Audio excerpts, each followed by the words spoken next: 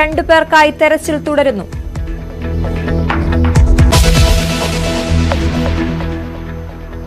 നെടുമ്പാശ്ശേരി അവയവ കച്ചവടം അന്വേഷിക്കാൻ പ്രത്യേക സംഘം. 10 അംഗ അന്വേഷണ സംഘത്തെ നയിക്കുന്നത് എറണാകുളം റൂറൽ SP.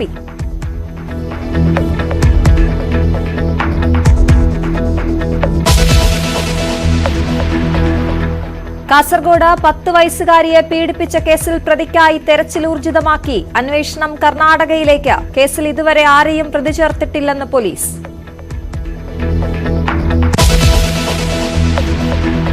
അമീബിക് മസ്തിഷ്ക ജ്വരം ബാധിച്ച് ചികിത്സയിലിരുന്ന 5 വയസ്സുകാരി മരിച്ചത് മലപ്പുറം സ്വദേശിനി ഫദ്യ. ഒരാഴ്ചയായി വെന്റിലേറ്ററിൽ ചികിത്സയിലായിരുന്നു.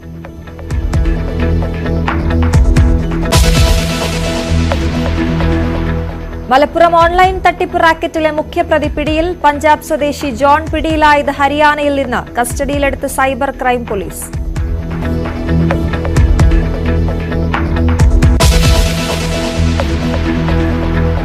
പ്രസവ ശസ്ത്രക്രിയയ്ക്കിടെ വയറ്റിൽ കത്രിക കുടുങ്ങിയ കേസിൽ ഹർഷിനയ്ക്കിന്ന് 5ാം ശസ്ത്രക്രിയ. കത്രിക കിടന്ന സ്ഥലത്ത് രൂപപ്പെട്ട മാംസപിണ്ഡം നീക്കും. 4 വയസ്സുകാരിക്ക് അവയവം മാറി ശസ്ത്രക്രിയ നടത്തിയ സംഭവത്തിൽ ഡോക്ടറെ ചോദ്യം ചെയ്തു.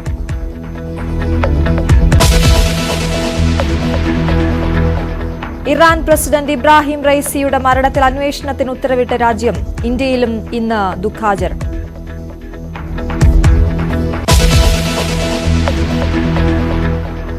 അഞ്ചാം ഘട്ടത്തിൽ പോളിംഗ് ശതമാനത്തിൽ നേരിയ കുറവ്. ബാരാമുള്ളയിൽ 40 വർഷത്തിനിടയിലെ റെക്കോർഡ് പോളിംഗ്.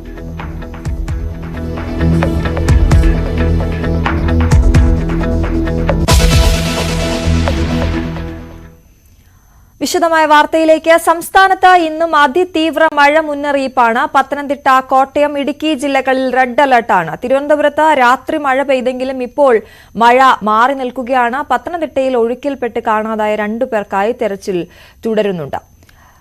എന്തായാലും കഴിഞ്ഞ ദിവസങ്ങളിലും രാത്രിയിൽ മഴ ശക്തമായി പെയ്തെങ്കിലും ഇപ്പോൾ പലയിടത്തും മഴ തോർന്നു നിൽക്കുന്നുവെന്ന വിവരങ്ങളാണ് നമുക്ക് ലഭ്യമാകുന്നത്.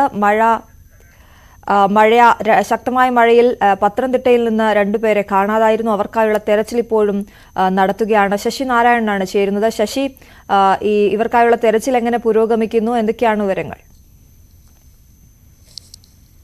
അശ്വതി, മഴയ്ക്ക് അല്പം ശമനമുണ്ട്. ഇന്നലെ രാത്രി ശക്തമായ മഴ ജില്ലയിലുണ്ടായിരുന്നു. പക്ഷേ ഇന്ന് രാവിലെ തെളിഞ്ഞ ഒരു കാലാവസ്ഥയാണുള്ളത്. പക്ഷേ ചിലയിടങ്ങളിൽ മാത്രം ചാറ്റൽ മഴയാണുള്ളത്.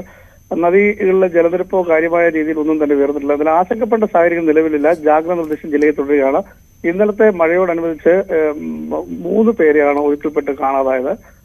ഒന്ന് മീൻ പിടിക്കാൻ പോയ അടൂർ മണക്കാല സ്വദേശിയായ ഗോവിന്ദന്റെയും ഒപ്പം തോട്ടിൽ കുളിക്കാനിറങ്ങിയ മണിയമ്മാള്, അതുകൂടാതെ അതിഥി തൊഴിലാളിയായ ബീഹാർ സ്വദേശി നരേഷ് എന്നിവരെ ആണ് കാണാതായത്. ഇതിൽ മണിയമ്മയുടെ മൃതദേഹം മാത്രമാണ് കണ്ടെത്തിയത്. നരേഷിന്റെയും ഒപ്പം ഈ ഗോവിന്ദന്റെ മൃതദേഹത്തിനുള്ള തിരച്ചിൽ ഇന്ന് രാവിലെ ആരംഭിക്കും. അല്പസമയത്തിന് തന്നെ ഫയർഫോഴ്സും നാട്ടുകാരും സ്ഥലത്തെത്തിയതിനു ശേഷം വീണ്ടും ഈ തെരച്ചിൽ ആരംഭിക്കും. നരേഷിന്റെ മൃതദേഹം കണ്ടെത്തുന്നതിനായി സ്കൂബ ഡൈവിംഗ് ടീമാണ് ഫയർഫോഴ്സിൽ എത്തിയിട്ടുള്ളത്. കോമളംകുന്നിലാണ്, അത് മടമലയാറ്റിലെ കോമളംകുന്നിലാണ് 3 പേര് ഇന്നലെ ഉച്ചയ്ക്ക് കുളിക്കാനിറങ്ങി ഒരാൾ ഒഴുക്കിൽപ്പെടുകയും കാണാതാവുകയും ചെയ്തത്. എന്തായാലും 3 പേരെ ജില്ലയിൽ ഒഴുക്കിൽപ്പെട്ട ഇന്നലത്തെ ഈ മഴയുമായി ബന്ധപ്പെട്ട ഒരു അപകടമുണ്ടായത് 3 പേരാണ്. 3 പേരിൽ 2 പേര് ഒരാളുടെ മൃതദേഹം കണ്ടെത്തി. 2 പേർക്കുള്ള തിരച്ചിൽ ഇപ്പോൾ ഉടൻ ആരംഭിക്കും. എന്തായാലും കാലാവസ്ഥ മഴ അല്പം മാറി നിൽക്കുന്ന ഒരു സാഹചര്യമാണുള്ളത്. വരും മണിക്കൂറുകളിൽ മഴ ശക്തമാകും എന്നുള്ളതാണ്. പക്ഷേ ജാഗ്രതാ നിർദ്ദേശം ജില്ലയിൽ തുടരുകയാണ്. മലയോര മേഖലകളിലേക്കുള്ള യാത്രാ നിരോധനവും എല്ലാം ഇപ്പോഴും തുടരുകയാണ്. റെഡ് അലർട്ടാണ് നിലവിലുള്ളത്. ആ സാഹചര്യത്തിൽ ഇതുപോലെ ജാഗ്രതാ നിർദ്ദേശം ജില്ലയിൽ തുടരുന്നുണ്ട്. മഴ ഉച്ചയ്ക്ക് ശേഷം ഉണ്ടാകാനാണ് സാധ്യതയെന്നും ഒരു മുന്നറിയിപ്പുണ്ട്. ജില്ലയിലെ എല്ലാ സ്ഥലത്തും കഴിഞ്ഞ ദിവസം നമ്മൾ സൂചിപ്പിച്ച പോലെ തന്നെ ക്യാമ്പുകൾക്കുള്ള സജ്ജമാക്കുന്ന എല്ലാ കാര്യങ്ങളും ഇപ്പോഴും തുടരുകയാണ്. നിലവിലത്തെ സാഹചര്യത്തിൽ ആശങ്കപ്പെട്ട സാഹചര്യം ഒന്നും തന്നെയല്ല. പമ്പ, മണിമല, അച്ചൻകോൽ നദികളിലും കാര്യമായ രീതിയിൽ ജലനിരപ്പില്ല. ഈ വേനലിന് ശേഷം പെയ്തൊരു മഴ എന്ന നിലയ്ക്ക് വെള്ളക്കെട്ടോ മറ്റു കാര്യങ്ങളോ ഒന്നും ജില്ലയിൽ ഇതുവരെ റിപ്പോർട്ട് ചെയ്തിട്ടില്ല. ശരി, ശശി നാരായണനാണ് പത്തനംതിട്ടയിൽ നിന്ന് വിവരങ്ങൾ നൽകിയത്. എന്തായാലും ഈ സംസ്ഥാനത്ത് ഇപ്പോൾ കഴിഞ്ഞ രാത്രിയിൽ പെയ്തത്ര ശക്തമായ മഴ ഒരിടത്തും പെയ്യുന്നില്ല എന്നാണ് ലഭിക്കുന്ന വിവരം. പത്തനംതിട്ട, കോട്ടയം, ഇടുക്കി ജില്ലകളിൽ റെഡ് അലർട്ട് തന്നെയാണ് നിലവിലുള്ളത്. പുതിയ മുന്നറിയിപ്പ് വരേണ്ടതുണ്ട് കാലാവസ്ഥാ നിരീക്ഷണ കേന്ദ്രത്തിന്റെ ഭാഗത്തു നിന്നും. അതനുസരിച്ച് പ്രേക്ഷകരിലേക്ക് എത്തിക്കാം. ഏറ്റവും പ്രധാനപ്പെട്ട കാര്യം, തിരുവനന്തപുരത്ത് കഴിഞ്ഞ ദിവസം രാത്രിയിലും ശക്തമായ മഴ പെയ്തിരുന്നു. എന്നാൽ രാവിലെ ഇപ്പോൾ മഴ തോർന്നു നിൽക്കുന്ന അവസ്ഥയുണ്ട്. എല്ലാ മഴയിലും മാലിന്യ പ്രശ്നം രൂക്ഷമാകുന്ന ജലാശയമാണ് തിരുവനന്തപുരത്തെ ആമയിഴഞ്ചാൻ തോട്. തലസ്ഥാനവാസികൾക്ക് ഇതിൽ വലിയ പങ്കുണ്ട്. കാലപ്പഴക്കം ചെന്ന വീട്ടുപകരണങ്ങൾ വരെ തള്ളുന്നത് ഈ തോട്ടിലേക്കാണ്. ചെറിയ മഴയിൽ പോലും തലസ്ഥാനം വെള്ളത്തിൽ മുങ്ങും. വെള്ളക്കെട്ട് പരിഹരിക്കാൻ സർക്കാരും നഗരസഭയും ഒന്നും ചെയ്യുന്നില്ല എന്ന് പരാതിപ്പെടുന്ന നഗരവാസികൾ ഈ നഗരത്തോട് മറ്റ് താമസക്കാരോട്, ജനങ്ങളോട് ചെയ്യുന്ന എന്തെന്ന് കൂടി കാണണം. ഞാനുള്ളത് ഈ ആമയിഴഞ്ചാൻ തോടിന്റെ കണ്ണമ്മൂല ഭാഗത്താണ്. കണ്ണമ്മൂലയിൽ നെല്ലിക്കുഴിയിലേക്ക് പോകുന്ന തോടിന്റെ ഭാഗത്താണ്. എല്ലാ മഴക്കാലത്തും ഇന്നലെയും ഒക്കെ വലിയ വെള്ളം ഇതിന്റെ വശങ്ങളിൽ റോഡിൽ കൂടി കയറിയിരുന്നു. എന്താണ് ഈ തോടിലൂടെ നഗരവാസികൾ ഒഴുക്കിവിടുന്നത്? ഇത് ഇവിടെ നിന്നുള്ള ആളുകൾ ഇടുന്നത് മാത്രമായിരിക്കില്ല, ഒരുപക്ഷെ മറ്റു ഭാഗങ്ങളിൽ നിന്നും പട്ടംതോട് ഇതിൽ കണക്ട് ചെയ്താണ് പോകുന്നത്. പാറ്റൂർ നിന്നുള്ള വെള്ളം ഇതിലേക്ക് വരും. ആ ഭാഗത്തു നിന്ന് ഉള്ള വെള്ളം ഇവിടെ പോകുമ്പോൾ വെള്ളത്തിന്റെ ഒഴുക്ക് തടസ്സപ്പെടുന്ന എന്തെല്ലാം ഉണ്ട് എന്ന് നമുക്ക് ഒരു ചിന്തിക്കാൻ കഴിയാത്ത കാര്യങ്ങൾ. ഇവിടേക്ക് ആളുകൾ എന്തെല്ലാം മാലിന്യങ്ങൾ ഇവിടേക്ക് വലിച്ചെറിയാൻ കഴിയുമോ അതെല്ലാം. ഒരു ഫ്രിഡ്ജിന്റെ, ഒരു റെഫ്രിജറേറ്ററിന്റെ ഒരു ഭാഗമാണ് ഇപ്പോൾ നമ്മൾ ഈ ദൃശ്യങ്ങളിൽ ഉള്ളത്. ഇതുപോലെയല്ല എന്തെല്ലാം വീട്ടിലുപയോഗിക്കുന്ന മുഴുവൻ സാധനങ്ങളും അത് വേസ്റ്റ് ആകുമ്പോൾ ഇത്തരത്തിൽ ഈ തോട്ടിലേക്ക് തള്ളിവിടുന്ന, ഒഴുക്കിവിടുന്ന അവസ്ഥയാണ് ഉള്ളത്. അതുതന്നെയാണ് എന്തുകൊണ്ട് വെള്ളം ഇവിടെ പൊങ്ങുന്നു എന്നതിന്റെ ഏറ്റവും പ്രധാനപ്പെട്ട കാര്യങ്ങൾ. മദ്യക്കുപ്പികളും മറ്റ് പ്ലാസ്റ്റിക് ബോട്ടുകളും ഒക്കെ കവറുകളിലാക്കി വലിയ വലിയ കെട്ടുകളാക്കിയാണ് ഈ ജലാശയത്തിൽ ഉപേക്ഷിക്കുന്നത്. ഇവിടെ നിന്ന് വെള്ളം ഒഴുകിപ്പോയാൽ മാത്രമേ തലസ്ഥാനം വെള്ളത്തിൽ മുങ്ങാതിരിക്കുകയുള്ളൂ. ഇവിടെ വെള്ളത്തിന്റെ ഒഴുക്ക് തടസ്സപ്പെടുമ്പോൾ തലസ്ഥാനത്തെ ജനങ്ങളുടെ ദുരിതം കൂടും. അതറിയാത്തവരല്ല ഇങ്ങനെ ചെയ്യുന്നത്. നമുക്കറിയാം എത്ര ഭാണ്ഡക്കെട്ടുകൾ പോലെ എത്രയിടത്താണ് ഇത്തരത്തിൽ പ്ലാസ്റ്റിക് മാലിന്യങ്ങൾ മറ്റും കെട്ടി ഈ തോട്ടിലേക്ക് ഒഴുക്കിവിടുന്നത്. അങ്ങനെ ഒഴുകി നടക്കുന്നത് ഇതൊക്കെ തടഞ്ഞു നിർത്തി വീട്ടിലെ മെത്തയുടെ ഭാഗമുണ്ട്, കിടപ്പുമുറികൾ ഉപയോഗിക്കുന്ന മെത്തയുടെ ഭാഗമുണ്ട്, അത് അതേപടി ഇവിടേക്ക് വലിച്ചെറിയുന്നത് ഈ ഒരു മഴക്കാലത്തിന്റെ മാത്രം കാഴ്ചയില്ല. കഴിഞ്ഞ മഴക്കാലത്തും ഇതേ ഭാഗത്തുനിന്ന്, അതുപോലെ തന്നെ നെല്ലിക്കുഴി ഭാഗത്തുനിന്നുമൊക്കെ നമ്മൾ ഇതേ കാഴ്ചകൾ റിപ്പോർട്ട് ചെയ്തതാണ്. ഈ നഗരവാസികൾ എന്തുകൊണ്ട് ഈ ദുരിതം അനുഭവിക്കുന്നതിന് ഏറ്റവും പ്രധാനപ്പെട്ട കുറ്റക്കാർ ഇവിടെ താമസിക്കുന്ന ആളുകൾ തന്നെയാണ്. ഇത് ഒന്നോ രണ്ടോ ആളുകൾ ചെയ്യുന്നതല്ല, നിരവധി ആളുകൾ ചെയ്യുന്നതുകൊണ്ട് ഇത്രയധികം മാലിന്യങ്ങൾ, പ്ലാസ്റ്റിക് മാലിന്യങ്ങൾ ഇവിടെ ഇപ്പോൾ ഈ ഒഴുക്ക് തടസ്സപ്പെടുത്തുന്ന ഇത്തരം മാലിന്യങ്ങൾ തടഞ്ഞു ശേഖരിക്കാനായി നഗരസഭ ചെയ്യുന്ന ഒരു പ്രവൃത്തിയാണ്. ഇത്തരത്തിൽ വലിയ പൈപ്പുകൾ ഇതിന് കുറുകെ സ്ഥാപിച്ച് വെള്ളം വറ്റുമ്പോൾ മാത്രമാണ്, കുറഞ്ഞു നിൽക്കുമ്പോൾ മാത്രമേ ഇങ്ങനെ ചെയ്യാൻ കഴിയൂ. ഈ സ്ഥാപിച്ച് ഇത് തടഞ്ഞു നിർത്തി മാലിന്യങ്ങൾ കോരിമാറ്റാനാണ് പിന്നീട് ശ്രമിക്കുക. ഇവിടെയും എത്ര കോരിമാറ്റിയാലും വീണ്ടും വീണ്ടും എല്ലാം മഴക്കാലത്തുമുള്ള കാഴ്ചയാണ്. ഓരോ മഴക്കാലത്തും ഇങ്ങനെ ഈ തോട് ഈ രീതിയിൽ മാലിന്യ നിക്ഷേപ കേന്ദ്രമായി മാറുന്നു. മാലിന്യങ്ങൾ ഇവിടെ വലിച്ചെറിയുന്നു. എത്ര പറഞ്ഞാലും ആളുകൾ സർക്കാരിനോട്, നഗരസഭയോട് സഹകരിക്കുന്നതിനാണ് വ്യക്തമാണ്.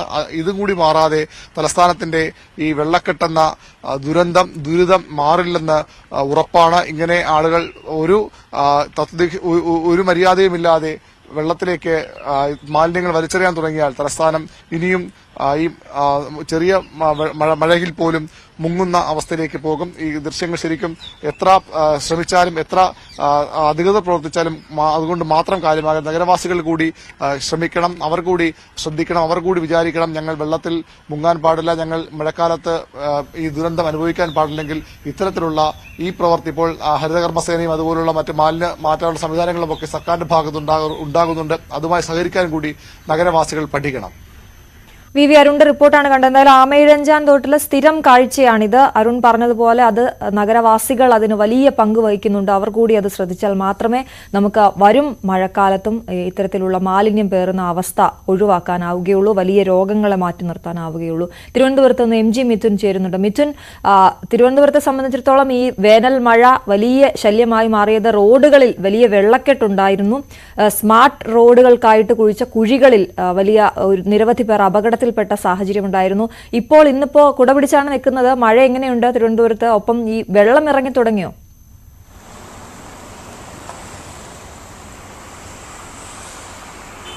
അശ്വതി, ഇന്ന് തിരുവനന്തപുരത്ത് ഓറഞ്ച് അലർട്ടാണ് പ്രഖ്യാപിച്ചിട്ടുള്ളത്. കഴിഞ്ഞ ദിവസം അതിശക്തമായ മഴ സംസ്ഥാനത്ത് തലസ്ഥാന നഗരിയിലൊക്കെ തന്നെ അനുഭവപ്പെട്ടിരുന്നു. മലയോര മേഖലകളിലും സമാനമായ സാഹചര്യം തന്നെയായിരുന്നു ഉണ്ടായിരുന്നത്. കാരണം മിനിഞ്ഞാന്ന് രാത്രി മുതൽ ആരംഭിച്ച മഴ അത് ഇന്നലെ ഉച്ചയോട് കൂടിയാണ് ഒരു ശമനം ഉണ്ടായത്. അത്തരത്തിൽ 12 മണിക്കൂറിലധികം നേരം മഴ നിർത്താതെ പെയ്യുന്നതാണ് നമുക്ക് കാണാൻ സാധിക്കുകയും ചെയ്തത്. അങ്ങനെ നഗരത്തിന്റെ ഹൃദയഭാഗത്തിലെ പലയിടങ്ങളിലും വെള്ളപ്പൊക്കം ഉണ്ടാകുന്നതും വെള്ളക്കെട്ടുണ്ടാകുന്നതും നമ്മൾ റിപ്പോർട്ട് ചെയ്ത് തന്നെയാണ്, പ്രേക്ഷകരിലേക്ക് എത്തിക്കുകയും ചെയ്ത് തന്നെയാണ്.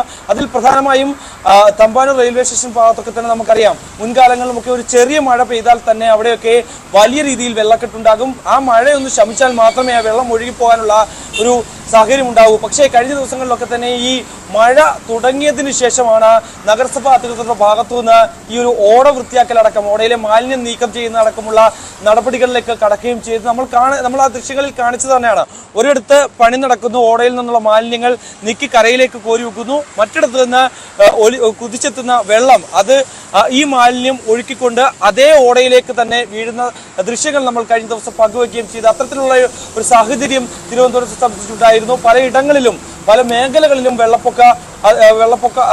വെള്ളക്കെട്ട് അതിരൂക്ഷമായി തുടരുന്ന ഒരു സാഹചര്യം തന്നെയാണ്. പക്ഷേ നിലവിൽ കഴിഞ്ഞ ദിവസം ഉച്ചയ്ക്ക് ശേഷം കാര്യമായി തിരുവനന്തപുരം തലസ്ഥാന നഗരിയിൽ കാര്യമായി മഴ ലഭിച്ചിരുന്നില്ല. മലയോര മേഖലയിൽ ഒറ്റപ്പെട്ട സ്ഥലങ്ങളിൽ മാത്രമായിരുന്നു മഴ അതിശക്തമായി പെയ്തത്.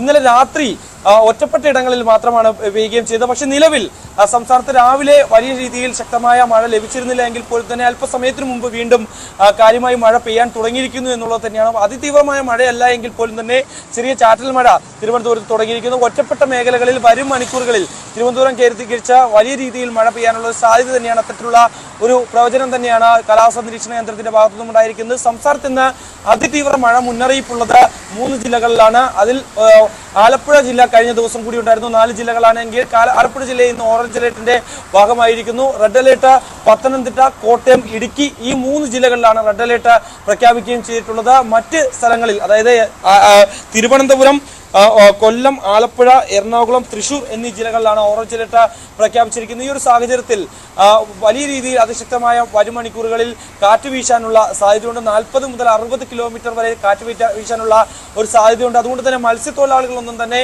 ഇന്നും മത്സ്യബന്ധനത്തിനായി കടലിലേക്ക് പോകരുത് എന്നുള്ള ഒരു നിർദ്ദേശം കൂടി ജില്ലാ ഭരണകൂടം മുന്നോട്ട് വെക്കുന്നുണ്ട്. കൂടാതെ മലയോര മേഖലകളിൽ അതീവ സുരക്ഷ പാലിക്കണം, ജാഗ്രത പാലിക്കണം. കാരണം മരങ്ങളൊക്കെ തന്നെ കടപുഴകി വീഴുന്ന തരത്തിലേക്ക് പോകും. അതുകൊണ്ട് തന്നെ കൂടുതൽ ജാഗ്രത പാലിക്കണമെന്നുള്ള ഒരു നിർദ്ദേശം കൂടി പറയുന്നുണ്ട്. കൂടാതെ ഉരുൾപൊട്ടൽ, മണ്ണിടിച്ചിൽ സാധ്യത കണക്കിലെടുത്ത് അതീവ ജാഗ്രത പുലർത്തണമെന്നുള്ള നിർദ്ദേശം കൂടി ജില്ലാ ഭരണകൂടം നടക്കുന്നുണ്ട്. കൂടാതെ അടുത്ത 2 ദിവസത്തിനുള്ളിൽ തെക്കൻ തീരദേശ തമിഴ്നാടിന് മുകളിലായി ഏകദേശം ചക്രവാത ചുഴിയും വടക്കൻ കർണാടക വരെ ന്യൂനമർദ്ദ പാതിയും രൂപപ്പെട്ടിട്ടുണ്ട്.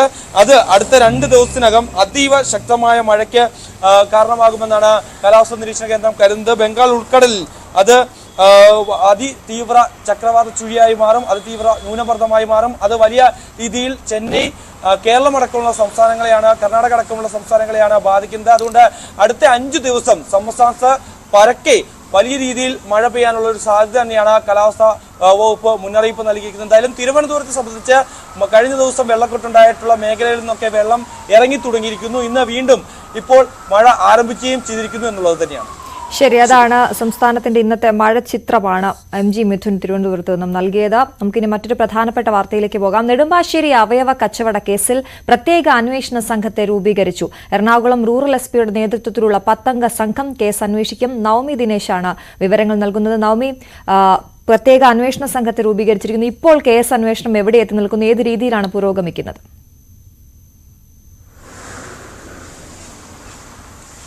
അശ്വതി, ഇന്റലിജൻസ് ബ്യൂറോയുടെ അന്വേഷണം നടക്കുന്ന സാഹചര്യത്തിൽ തന്നെയാണ് കൂടുതൽ അന്വേഷണ സംഘങ്ങളെ രൂപീകരിച്ച് അംഗങ്ങളെ ഉൾപ്പെടുത്തിക്കൊണ്ട് എറണാകുളം റൂറൽ എസ്പിയുടെ നേതൃത്വത്തിൽ ഒരു സംഘത്തെ കൂടി രൂപീകരിച്ചിരിക്കുന്നത്. കാരണം ഇത് കേരളത്തിൽ മാത്രം ഒതുങ്ങുന്ന ഒരു കേസല്ല, അന്താരാഷ്ട്ര തലത്തിൽ കൂടി ഏറെ ആളുകൾ ഉള്ള ഒരു കേസ് കൂടിയാണ്. അതുകൊണ്ട് തന്നെയാണ് ഈ ഹൈദരാബാദിലാണ് ഈ കേസുമായി ബന്ധപ്പെട്ട പ്രധാനപ്പെട്ട കണ്ണികളുണ്ടെന്ന ഒരു വെളിപ്പെടുത്തൽ ഈ അറസ്റ്റിലായ പ്രതി വെളിപ്പെടുത്തിയത്. ഇതിന്റെ ഒരു അടിസ്ഥാനത്തിലാണ് കൂടുതൽ സംഘങ്ങളെ രൂപീകരിച്ചുകൊണ്ട് വിവിധ സംഘങ്ങളായി തിരിഞ്ഞുകൊണ്ടുള്ള ഒരു അന്വേഷണത്തിലേക്ക് പോലീസ് കടന്നിരിക്കുന്നത്.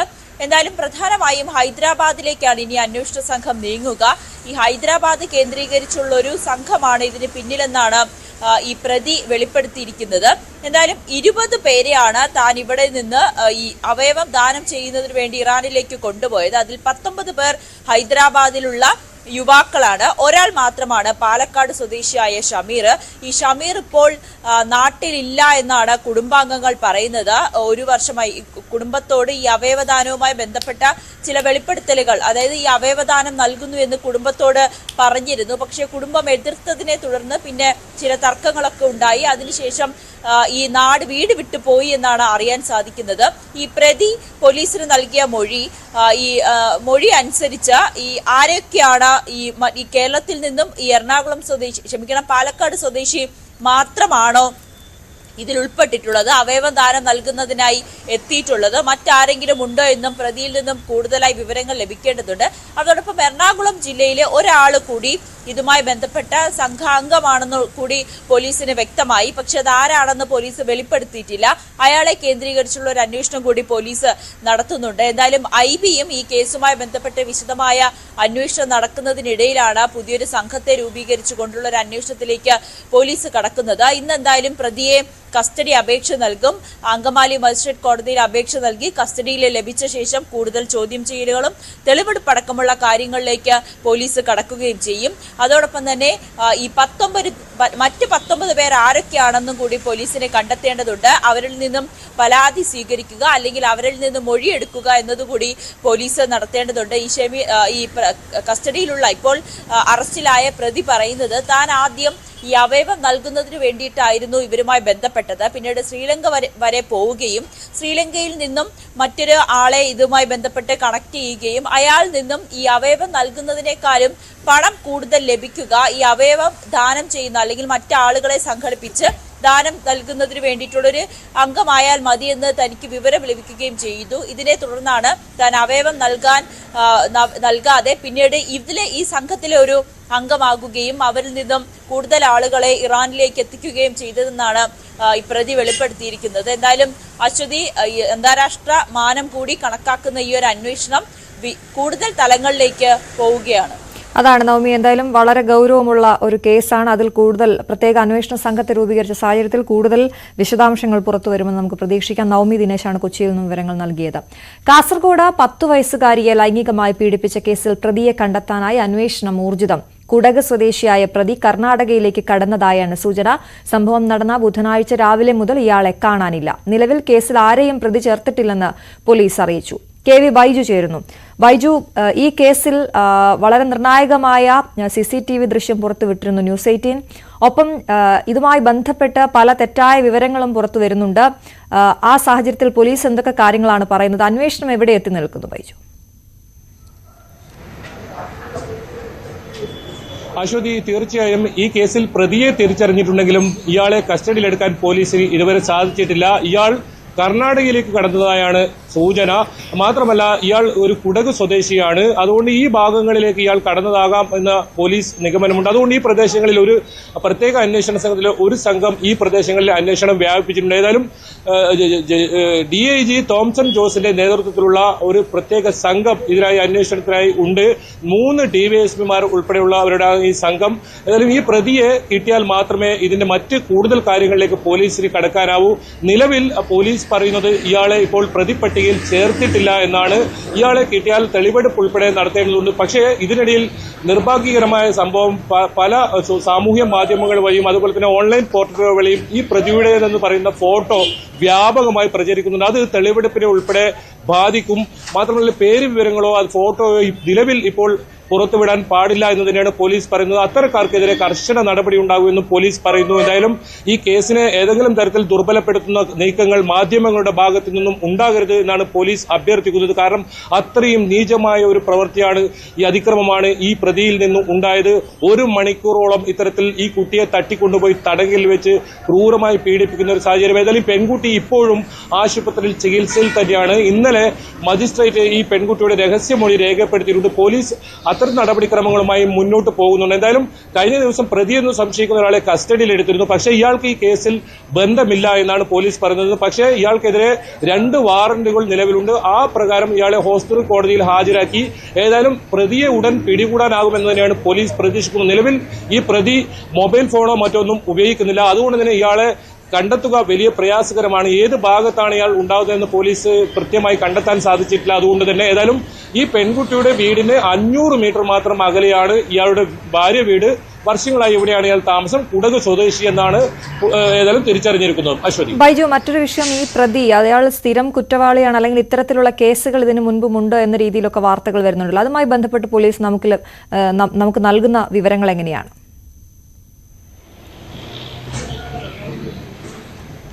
തീർച്ചയായും ഇയാളുടെ ബന്ധുവായ ഒരു പെൺകുട്ടിയെ, അതായത് 10ാം ക്ലാസ്സിൽ പഠിക്കുന്ന പെൺകുട്ടിയെ ഈ സ്കൂളിൽ പോകുന്ന വഴി തടഞ്ഞു നിർത്തി ഇത്തരത്തിൽ തട്ടിക്കൊണ്ടുപോയി പീഡിപ്പിച്ച ഒരു കേസാണ്. ഇത് കർണാടകയിലാണ് രജിസ്റ്റർ ചെയ്തിരിക്കുന്നത്. അന്ന് ഈ കേസിൽ ഇയാളെ ഇവിടെ കാസർഗോഡ് എത്തിയാണ് കർണാടക പോലീസ് അറസ്റ്റ് ചെയ്ത സാഹചര്യമുണ്ടായത്. മാത്രമല്ല ഇയാൾ ഒരാഴ്ച മുമ്പേ ഒരു വീട്ടിൽ കയറി ആഭരണങ്ങൾ മോഷ്ടിച്ചിരുന്നു.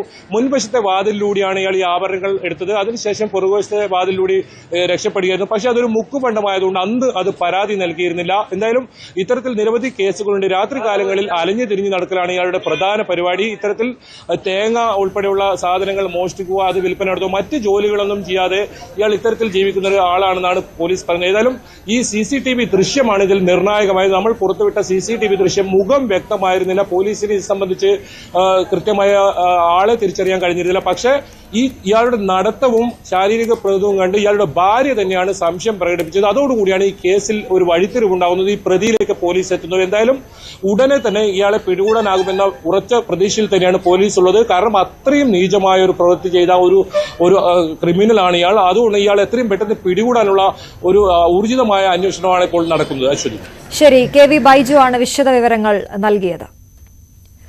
ഓൺലൈൻ തട്ടിപ്പ് റാക്കറ്റിലെ മുഖ്യപ്രതി പിടിയിലായിരിക്കുന്നു. പഞ്ചാബ് സ്വദേശി ജോണിയെയാണ് ഹരിയാനയിലെ മണ്ഡി ദബുവാലിയിൽ വെച്ച് മലപ്പുറം സൈബർ ക്രൈം പോലീസ് പിടികൂടിയത്. CV അനുമോദ് ചേരുന്നു. അനുമോദിലേക്ക് വരാം. എന്തായാലും അത് വളരെ പ്രധാനപ്പെട്ട ഒരു കേസ് തന്നെയാണ്. 1,08,00,000 രൂപ, 1 കോടിയിലധികം രൂപയുടെ തട്ടിപ്പ് നടത്തിയെന്നാണ് കേസ്. അനുമോദ് ചേരുന്നുണ്ട്. അനുമോദ്, വലിയൊരു തട്ടിപ്പ്, അതിന്റെ മുഖ്യപ്രതി പിടിയിലായിരിക്കുന്നു എന്ന് പറയുമ്പോൾ എവിടെ നിന്നാണ്, എങ്ങനെയാണ് ഇയാളെ പോലീസ് പിടിച്ചത്?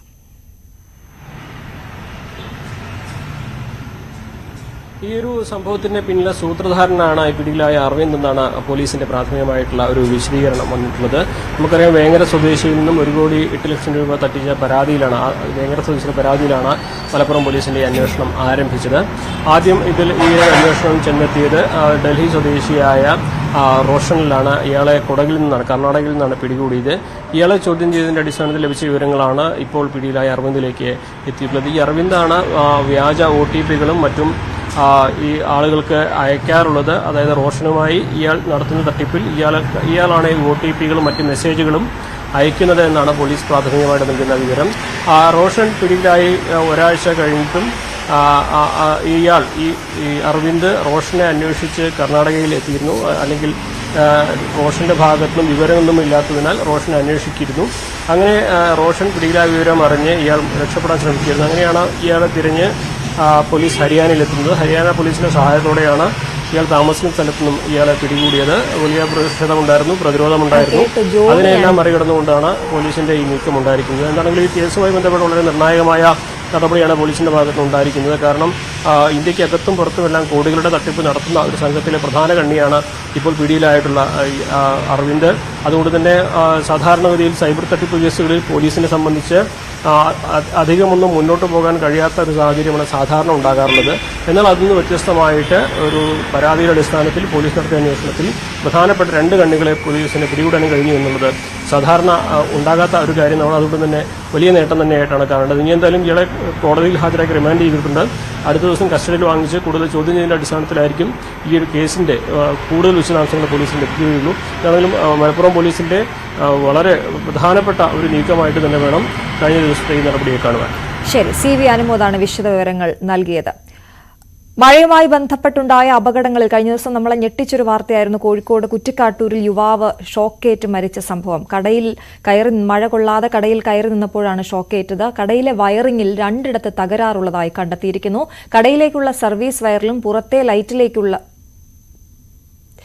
ഇൻസുലേഷനിലുമാണ് വൈദ്യുതി തകരാർ കണ്ടെത്തിയിരിക്കുന്നത്. രാത്രി മഴ പെയ്തപ്പോൾ കടയ്ക്ക് മുകളിലെ ഇലകൾ സർവീസ് വയറിലേക്ക് വീണു. ലൈറ്റ് ഓൺ ചെയ്തിട്ടതിനാൽ വയറിലെ ചോർച്ചയിലൂടെ തൂണിലേക്ക് വൈദ്യുതി പ്രവഹിക്കുകയായിരുന്നു എന്നാണ് ഇപ്പോൾ കണ്ടെത്തിയിരിക്കുന്നത്. 2 തരത്തിലും ഷോക്കേൽക്കാൻ സാധ്യതയുണ്ടെന്നാണ് വിലയിരുത്തൽ. ഇലക്ട്രിക്കൽ ഇൻസ്പെക്ടറേറ്റ് ഇന്ന് വൈദ്യുതി മന്ത്രിക്ക് റിപ്പോർട്ട് സമർപ്പിക്കും. MS അനീഷ് കുമാർ വിശദാംശങ്ങളുമായി ചേരുന്നു. അനീഷ്, നമ്മളെയൊക്കെ ഞെട്ടിച്ചൊരു സംഭവമായിരുന്നു. ഇത് എങ്ങനെ സംഭവിച്ചു എന്നുള്ളത്, എന്താണ് ഇതിന്റെ ഒരു വശം? യുവാവ് ഷോക്കേറ്റ് മരിച്ച സംഭവം വലിയ വിവാദമായി മാറിയിരുന്നു. കാരണം കടയുടമ തന്നെ വെളിപ്പെടുത്തിയിരുന്നു, കഴിഞ്ഞ 17-ാം തീയതി കടയിൽ ഷോക്കേറ്റ് ചില എർത്തിങ് പ്രശ്നങ്ങൾ ശ്രദ്ധയിൽപ്പെട്ടിരുന്നു. ഇതേ തുടർന്ന് കടയിൽ വന്ന നിരവധി പേർക്ക് ഷോക്കേൽക്കുകയും ചെയ്തു. ഇതേ തുടർന്ന് ഫോണിൽ വിളിച്ച് KSEB അധികൃതരുമായി ഇക്കാര്യം പറഞ്ഞു. ഫോണിൽ പരാതി രേഖപ്പെടുത്തണമെന്ന് പറഞ്ഞെങ്കിലും നേരിട്ട് പരാതി രേഖപ്പെടുത്താൻ അറിയിച്ചതിനെ തുടർന്ന് അന്ന് തന്നെ പോയി നേരിട്ട് പരാതി നൽകുകയും ചെയ്തു. പരാതി രജിസ്റ്റർ ചെയ്യുകയും ചെയ്തു. അതിനുശേഷം മിനിയാന്ന് ഉച്ചയ്ക്ക് KSEBയിൽ നിന്നുള്ള ഉദ്യോഗസ്ഥൻ സ്ഥലത്തെത്തി വിവരങ്ങൾ ആരാഞ്ഞെങ്കിലും അറ്റകുറ്റപ്പണികൾ പൂർത്തിയാക്കിയില്ല. അന്ന് വൈകുന്നേരത്തിനുള്ളിൽ തീർക്കാമെന്ന് പറഞ്ഞിരുന്നു.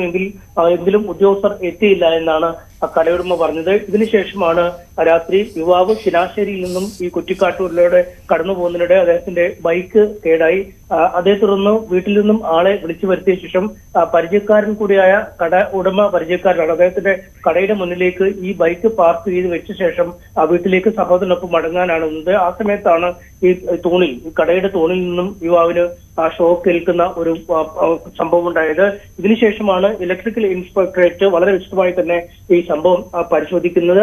അവർ നടത്തിയ പ്രാഥമിക അന്വേഷണത്തിൽ കണ്ടെത്തിയിരിക്കുന്നത് ഈ കടയുടെ 2 ഇടങ്ങളിലായി ഇൻസുലേഷൻ വയറുകളിൽ ചെറിയ ചോർച്ചകൾ ഉണ്ട് എന്നാണ്. ഇത് മഴയുമായി ബന്ധപ്പെട്ടാണ് പ്രശ്നമായതെന്ന് അവർ പറയുന്നു. കാരണം ഈ കടയുടെ മുകളിൽ വലിയ തോതിൽ മാവ് വളർന്നു നിൽക്കുന്നു.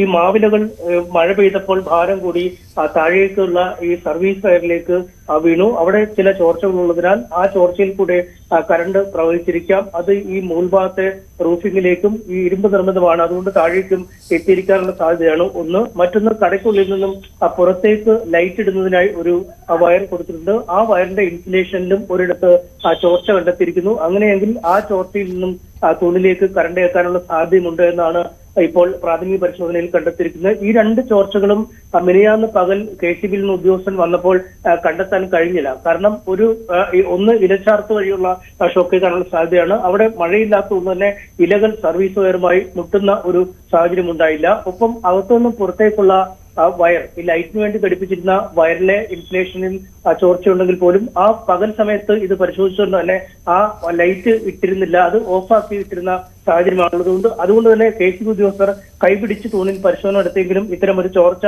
കണ്ടെത്താൻ കഴിഞ്ഞില്ല. അതുകൊണ്ട് വിശദമായ പരിശോധനകൾ നടത്താനായാണ് അവർ മടങ്ങിയതെന്നും പറയുന്നു. എന്തായാലും ഇക്കാര്യങ്ങൾ ചൂണ്ടിക്കാട്ടിയാവും വൈദ്യുതി മന്ത്രിക്ക് റിപ്പോർട്ട് നൽകുക എന്നാണ് KSEB അറിയിച്ചിരിക്കുന്നത്. വിശദമായ അന്വേഷണം നടത്തിക്കൊണ്ടിരിക്കുകയാണ് എന്നും KSEB പറയുന്നു. ശരി അനീഷ്, എന്തായാലും ഒരു യുവാവിന്റെ ജീവനാണ് നഷ്ടമായത്. ഈ മഴക്കാലമാണ് ഇനി അങ്ങോട്ടുള്ളത്. എല്ലാവരും ജാഗ്രത പുലർത്തണമെന്നതിനുള്ള ഒരു സൂചന കൂടിയാണ്, അല്ലെങ്കിൽ ഒരു മുന്നറിയിപ്പ് കൂടിയാണിത്. MS അനീഷ് കുമാറാണ് വിവരങ്ങൾ നൽകിയത്. മറ്റു വാർത്തകളിലേക്ക് എത്താം ഇടവേളയ്ക്ക് ശേഷം.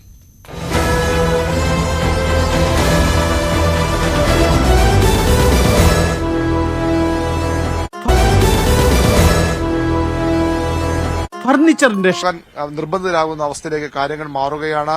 അക്ഷരാർത്ഥത്തിൽ തലസ്ഥാനം ഒരു വെള്ളപ്പൊക്ക മേഖലയായി മാറുന്നു. അത് ഏതെങ്കിലും 1-2 പ്രദേശങ്ങളല്ല, നഗരത്തിൽ പൊതുവിൽ അങ്ങനെ ഒരു അവസ്ഥ ഉണ്ടാകുന്നു. റോഡുകളുടെ അവസ്ഥ കൂടിയാകുമ്പോൾ അത് ദുരിതം ഇരട്ടിപ്പിക്കുകയാണ് ആളുകളുടെ. അല്പം ആശ്വാസത്തിലുള്ള വകയാണ് രാവിലെ തലസ്ഥാനത്ത് നിന്ന് റിപ്പോർട്ട് ചെയ്യാനുള്ളത്. മഴ അലർട്ടൊക്കെ ഉണ്ടെങ്കിലും കാര്യമായ മഴ ഈ രാവിലെ പെയ്യുന്നില്ല.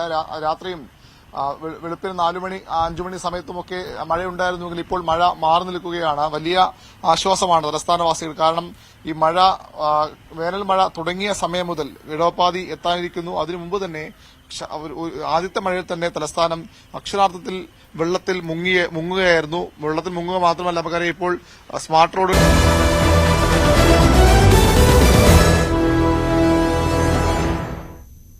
വീണ്ടും വാർത്തയിലേക്ക്. അമീബിക് മസ്തിഷ്ക ജ്വരം ബാധിച്ച് കോഴിക്കോട് മെഡിക്കൽ കോളേജിൽ ചികിത്സയിലായിരുന്ന 5 വയസ്സുകാരി മരിച്ചു. മലപ്പുറം തിരൂരങ്ങാടി മുനിയൂർ സ്വദേശി ഫദ്വയാണ് മരിച്ചത്. ഒരാഴ്ചയായി വെന്റിലേറ്ററിൽ ചികിത്സയിലായിരുന്നു.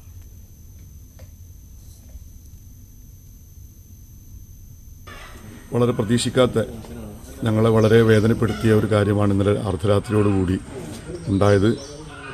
ഏതെങ്കിലും രീതിയിൽ ജീവിതത്തിലേക്ക് തിരിച്ചു വരുമെന്ന് ഞങ്ങൾ പ്രതീക്ഷിച്ച കുട്ടി ഇന്നലെ രാത്രിയോടുകൂടി ഞങ്ങളോട് വിട പറഞ്ഞിരിക്കുകയാണ്. ഞങ്ങളുടെ നാട്ടുകാരെ സംബന്ധിച്ചിടത്തോളം വലിയ വിഷമമുള്ള കാര്യമാണ്. കാരണം ഞങ്ങൾ ഏറ്റവും കൂടുതൽ ആശ്രയിക്കുന്ന ഒരു പുഴയിൽ കുളിച്ചതിൻ്റെ ഭാഗമായിട്ടുണ്ടായ ഒരു അസുഖമാണെന്ന് പറയുമ്പോൾ അത് ഞങ്ങൾക്ക് വലിയ പ്രയാസവും ആശങ്കയൊക്കെ ഉണ്ടാക്കുന്നൊരു കാര്യമാണ്. അതോടൊപ്പം തന്നെ ഒരു വലിയൊരു പ്രശ്നം, ഈ കുട്ടി ശരിക്കും ചികിത്സ കിട്ടാതെയാണ് മരണപ്പെട്ടത് എന്നുള്ളതാണ്. ആ കുട്ടിയുടെ രോഗത്തിന് പറ്റിയ മരുന്ന് നമ്മുടെ നാട്ടിലില്ല, ഇന്ത്യയിലില്ല. അത് വിദേശ രാജ്യത്തുണ്ട്, അത് എത്തിക്കുമെന്ന് അധികാരികൾ ഉറപ്പ് നൽകിയിരുന്നെങ്കിലും അത് ലഭ്യമായില്ല. കുട്ടിക്ക് രോഗം മൂർച്ഛിക്കുകയും മരണത്തിന് കീഴടങ്ങുകയാണ് ഉണ്ടായത്. ഇനിയെങ്കിലും മറ്റൊരു കുട്ടിക്ക് ഇത്തരത്തിലുള്ളൊരു അവസ്ഥ ഉണ്ടാവരുത്. ഈ മരുന്ന് എവിടെയാണോ ഉള്ളത് അവിടെ നിന്ന് കൊണ്ടുവന്ന് നമ്മുടെ ഗവൺമെൻറ് ആശുപത്രികളിൽ സ്റ്റോക്ക് ചെയ്യാനുള്ള സംവിധാനം ഇനിയെങ്കിലും അധികാരികളുടെ ഭാഗത്തുനിന്ന് ഉണ്ടാവണമെന്നാണ് ഈ അവസരത്തിൽ ഞങ്ങൾക്ക് പറയാനുള്ളത്. CV അനുമോദ് വാർത്തയുടെ വിശദാംശങ്ങളുമായി ചേരുന്നു. അനുമോദ്, അദ്ദേഹത്തിന്റെ വാക്കുകൾ ഉണ്ടായിരുന്നു. മെമ്പറുടെ ബൈറ്റാണ് നമ്മൾ കേട്ടത്. അദ്ദേഹം പറയുന്നത് അക്ഷരാർത്ഥത്തിൽ ശരിയാണ്. ഒരു നാടിനെ തന്നെ വലിയ ആശങ്കയിലാക്കുന്ന ഒരു വാർത്തയാണ് അവരെ തേടി കഴിഞ്ഞ ദിവസം എത്തിയത്. ഈ മോൾ തിരിച്ചു വരും അല്ലെങ്കിൽ ജീവിതത്തിലേക്ക് എത്തും എന്നൊക്കെ. ഫദ്വയുടെ മരണം അവരൊരിക്കലും പ്രതീക്ഷിച്ചിരുന്നില്ല. ചികിത്സ നടക്കുന്നുണ്ടായിരുന്നു. അപ്പോഴാണ് ഈ മരണ വാർത്ത വന്നിരിക്കുന്നത്. എന്താണ് അവർ പറയുന്നത്? എന്തൊക്കെയാണ് വിശദാംശങ്ങൾ? ശരി, നമുക്കറിയാം ഒരു നാട് മുഴുവൻ ഈ കുട്ടിയുടെ ഒരു തിരിച്ചുവരവിന് വേണ്ടി ഏറെ പ്രതീക്ഷയോടെ കാത്തിരിക്കുകയായിരുന്നു. കാരണം ലഭ്യമായ എല്ലാ മികച്ച ചികിത്സയും സർക്കാർ ആ കുട്ടിക്ക് നൽകുന്നുണ്ട് എന്നവർക്ക് ഉറപ്പുണ്ടായിരുന്നു, അല്ലെങ്കിൽ അത്തരത്തിലൊരു പ്രതീക്ഷ അവർക്കുണ്ടായിരുന്നു. പക്ഷേ നമ്മുടെ നാട്ടിൽ ഇതിനുള്ള മരുന്ന് ലഭ്യമല്ല എന്നൊരു ദൗർഭാഗ്യകരമായ സാഹചര്യം അതാണ് ഇവിടെ ഏറ്റവും വലിയ സങ്കടത്തിന് ഇപ്പോൾ വഴിയൊരുക്കിയിട്ടുള്ളത്. ലഭ്യമായ എല്ലാ മരുന്നുകൾ വെച്ചും നൽകാൻ കഴിയുന്ന എല്ലാ സാഹചര്യങ്ങളും വെച്ചും മികച്ച ചികിത്സ നൽകാൻ ശ്രമിച്ചിട്ടുണ്ട്. പക്ഷേ അതിനപ്പുറത്തായിരുന്നു ആ കുട്ടിയുടെ തിരിച്ചുവരവിലേക്കുള്ള സാധ്യതകൾ എന്നതാണ് വാസ്തവം. ഈ മാസം 1-ാം തീയതിയായിരുന്നു ഈ മോളടക്കം 5 പേർ കടലുണ്ടി പുഴയിൽ ആ കടവിൽ കുളിച്ചത്. അതിനുശേഷം ഒരാഴ്ചയ്ക്ക് ശേഷമാണ് ആ കുട്ടിക്ക് ഇതിൻ്റെ ലക്ഷണങ്ങൾ തുടങ്ങിയത്. തുടർന്ന് 12-ാം തീയതി കോഴിക്കോട് മെഡിക്കൽ കോളേജിൽ കൊണ്ടുപോയി. അപ്പോഴാണ് ഈ കുട്ടിക്ക് അമീബിക് മസ്തിഷ്ക ജ്വരമാണ് എന്നതിൻ്റെ സ്ഥിരീകരണം വരുന്നതും തുടർന്ന് വെന്റിലേറ്ററിലും മറ്റ് ചികിത്സാ സംവിധാനങ്ങളിലൊക്കെ ആയിരുന്നു ആ കുട്ടി ഇത്രയും ദിവസം ഉണ്ടായിരുന്നത്. ഈ രോഗബാധ സ്ഥിരീകരിച്ച സാഹചര്യത്തിൽ തന്നെ മുന്നൂർ പഞ്ചായത്ത് സത്വര നടപടികൾ എടുത്തിരുന്നു. ആ മേഖലയെ ഒന്നാകെ അണുനശീകരണം നടത്തിയിരുന്നു. അതുപോലെ തന്നെ പുഴയിലെ വെള്ളം സാമ്പിൾ ശേഖരിച്ച് പരിശോധനയ്ക്ക് അയച്ചിരുന്നു. ആ കുട്ടിക്കൊപ്പം ഉണ്ടായിരുന്നവരുടെ അവരെയും ഭാഗ്യവശാൽ ഈ ഒരു അസുഖം അണുബാധ അല്ലെങ്കിൽ അമീബിക് മസ്തിഷ്ക ജ്വരവും ഇല്ല എന്നതാണ് മറ്റൊരു ആശ്വാസകരമായ, നാടിനെ സംബന്ധിച്ച് നമുക്കും ആശ്വാസകരമായിട്ടുള്ള ഒരേ ഒരു കാര്യം. അതേസമയം ഈ പുഴയിൽ കുളിക്കുന്നതിനും താൽക്കാലികമായിട്ട് നിയന്ത്രണം ഏർപ്പെടുത്തിയിരുന്നു. ഇതുമായി ബന്ധപ്പെട്ട ആരോഗ്യവകുപ്പിൻ്റെ ഭാഗത്ത് പറയുന്നത് ആ വേനൽക്കാലമായിരുന്നു, വെള്ളം ഒഴുകാത്തൊരു സാഹചര്യമായിരുന്നു. അതുകൊണ്ടായിരിക്കാം അവിടെ അത്തരത്തിലൊരു അമീബിയുടെ സാന്നിധ്യം ഉണ്ടായിരുന്നത്. മഴ പെയ്ത് വെള്ളം ഒഴുകിപ്പോയതോടെ അത്തരത്തിലുള്ളൊരു ആശങ്കപ്പെടുത്തുന്ന സാഹചര്യം പുഴയിലും ഉണ്ടാകാൻ സാധ്യത കുറവാണ് എന്നൊരു വിലയിരുത്തലാണ് ആരോഗ്യവകുപ്പിൻ്റെ ഭാഗത്തുള്ളത്. എന്ത് തന്നെയാണെങ്കിലും ഇത് വളരെ അപൂർവമായിട്ടുള്ളൊരു സാഹചര്യം. അതിന് നിലവിലെ സാഹചര്യത്തിൽ നമ്മുടെ നാട്ടിൽ അതിന് മരുന്ന് ലഭ്യമാകുന്നില്ല എന്നുള്ളത് വേദനാജനകമായ ഒരു സാഹചര്യം തന്നെയാണ്. എന്താണെങ്കിലും ഇനി ആർക്കും മെമ്പർ മുനീർ പറഞ്ഞതുപോലെ ഇനി ആർക്കും ഇങ്ങനത്തെ ഒരു അവസ്ഥ ഉണ്ടാകാതിരിക്കട്ടെ, അതിനുള്ളൊരു മുൻകരുതൽ സർക്കാരിൻ്റെ ഭാഗത്തു നിന്നും ഉണ്ടാകട്ടെ എന്നാണ് നമുക്ക് മാത്രം ഈ ഒരു ഘട്ടത്തിൽ പറയാൻ കഴിയുകയുള്ളൂ. ആ കുട്ടിയുടെ ഖബറടക്ക ചടങ്ങുകൾ പൂർത്തിയായി. 9 മണിയോടെയായിരുന്നു ഖബറടക്ക ചടങ്ങുകൾ നടന്നത്. മുന്നൂർ കളിയാട്ടമുക്ക് ജുമാമസ്ജിദ് ഖബറിസ്ഥാനിലായിരുന്നു ഫത്വയുടെ ഖബറടക്കം നടന്നത്. ശരി അനുമോദ്, എന്തായാലും ഈ ഫത്വയുടെ ഒപ്പം അന്ന് ആ കടവിൽ കുളിച്ച കുട്ടികളെയൊക്കെ അന്ന് നിരീക്ഷണത്തിലായിരുന്നു. അവരുടെയൊക്കെ ഫലം നെഗറ്റീവായി വന്നു. പക്ഷേ വലിയ ആശങ്ക ഈ ആരോഗ്യ വകുപ്പിന്റെ ഭാഗത്തു നിന്നും ആരോഗ്യ വിദഗ്ധരുടെ ഭാഗത്തു നിന്നും ഇത് അപൂർവമായ സംഭവമാണ്, എല്ലാവർക്കും ഇങ്ങനെ ഉണ്ടാവില്ല, 100-ൽ 1 പറയുമ്പോഴും ആശങ്ക ഇപ്പോഴും നിലനിൽക്കുന്നു. ഈ അമീബിക് മസ്തിഷ്ക ജ്വരം എന്ന രോഗം എന്നുള്ളത് വളരെ പ്രധാനപ്പെട്ടതാണ്. അനുമോദാണ് വിവരങ്ങൾ നൽകിയത്. മറ്റൊരു വാർത്തയിലേക്ക്. കോഴിക്കോട് മെഡിക്കൽ കോളേജിൽ 4 വയസ്സുകാരിക്ക് അവയവം മാറി ശസ്ത്രക്രിയ നടത്തിയ സംഭവത്തിൽ ഡോക്ടർ ബിജോൺ ജോൺസനെ ചോദ്യം ചെയ്ത് പോലീസ്. മെഡിക്കൽ കോളേജിലെത്തിയായിരുന്നു ചോദ്യം ചെയ്യൽ. നാവിൽ കെട്ട് കണ്ടതിനെ തുടർന്ന് അടിയന്തര പ്രാധാന്യത്തോടെ ശസ്ത്രക്രിയ നടത്തുകയായിരുന്നുവെന്ന് ഡോക്ടർ പോലീസിന് മൊഴി നൽകി. ചികിത്സാ പിഴവുണ്ടായോ എന്ന് കണ്ടെത്താനുള്ള വിദഗ്ധ സമിതി യോഗം ചേർന്നു. ചികിത്സാ രേഖകളടക്കം പരിശോധിച്ച സമിതി ഡിഎംഒയ്ക്ക് റിപ്പോർട്ട് നൽകും. കോഴിക്കോട് മെഡിക്കൽ കോളേജിലെ തന്നെ മറ്റൊരു വീഴ്ചയായിരുന്നു. പ്രസവ ശസ്ത്രക്രിയയ്ക്കിടെ വയറ്റിൽ കത്രിക കുരുങ്ങിയതിനെ തുടർന്ന് 7 വർഷത്തോളമായി ദുരിതമനുഭവിക്കുന്ന KK ഹർഷീനയ്ക്ക് ഇന്ന് 5ാമത്തെ ശസ്ത്രക്രിയ നടത്തുകയാണ്. അടിവയറിന്റെ ഇടതുഭാഗത്ത് ഈ കത്രിക കിടന്ന സ്ഥലത്ത് രൂപപ്പെട്ട മാംസപിണ്ഡം നീക്കാനുള്ള ശസ്ത്രക്രിയയാണ് നടക്കുന്നത്. ഇതിനായി ഹർഷീനയെ ഇന്നലെ സ്വകാര്യ ആശുപത്രിയിൽ പ്രവേശിപ്പിച്ചിരുന്നു. 2017 നവംബർ 30-നാണ് മെഡിക്കൽ കോളേജ് മാതൃശിശു സംരക്ഷണ കേന്ദ്രത്തിൽ നടന്ന പ്രസവ ശസ്ത്രക്രിയയ്ക്കിടെ ഹർഷീനയുടെ വയറ്റിൽ കത്രിക കുടുങ്ങിയതെന്ന് പോലീസ് അന്വേഷണത്തിൽ കണ്ടെത്തി. പെരിയാറിൽ മത്സ്യങ്ങൾ കൂട്ടത്തോടെ ചത്തുപൊങ്ങി. എടയാർ വ്യവസായ മേഖലയിൽ നിന്നുള്ള രാസമാലിന്യം പെരിയാറിൽ തള്ളിയതിനെ തുടർന്ന് ഏലൂർ, ചേരാനെല്ലൂർ, വരാപ്പുഴ, മൂലമ്പിള്ളി ഭാഗങ്ങളിലാണ് മത്സ്യങ്ങൾ ചത്തുപൊങ്ങിയത്. രാസമാലിന്യം ഒഴുക്കിയ സ്ഥാപനം കണ്ടെത്തി നടപടി സ്വീകരിക്കണമെന്ന് നാട്ടുകാർ ആവശ്യപ്പെടുന്നു. നവമി ദിനേശ് ചേരുന്നു. നവമി, വലിയ വിഷമമുള്ള ഒരു കാര്യമാണ് ഈ മത്സ്യങ്ങൾ ഇത്തരത്തിൽ കൂട്ടത്തോടെ ചത്തുപൊങ്ങുക എന്നത്. രാസമാലിന്യം ജലത്തിൽ കലർന്നുവെന്ന് നാട്ടുകാർ ഉറപ്പിച്ചു പറയുന്നത് എന്തുകൊണ്ടാണ്? അവരുടെ ആവശ്യം എന്താണിപ്പോൾ?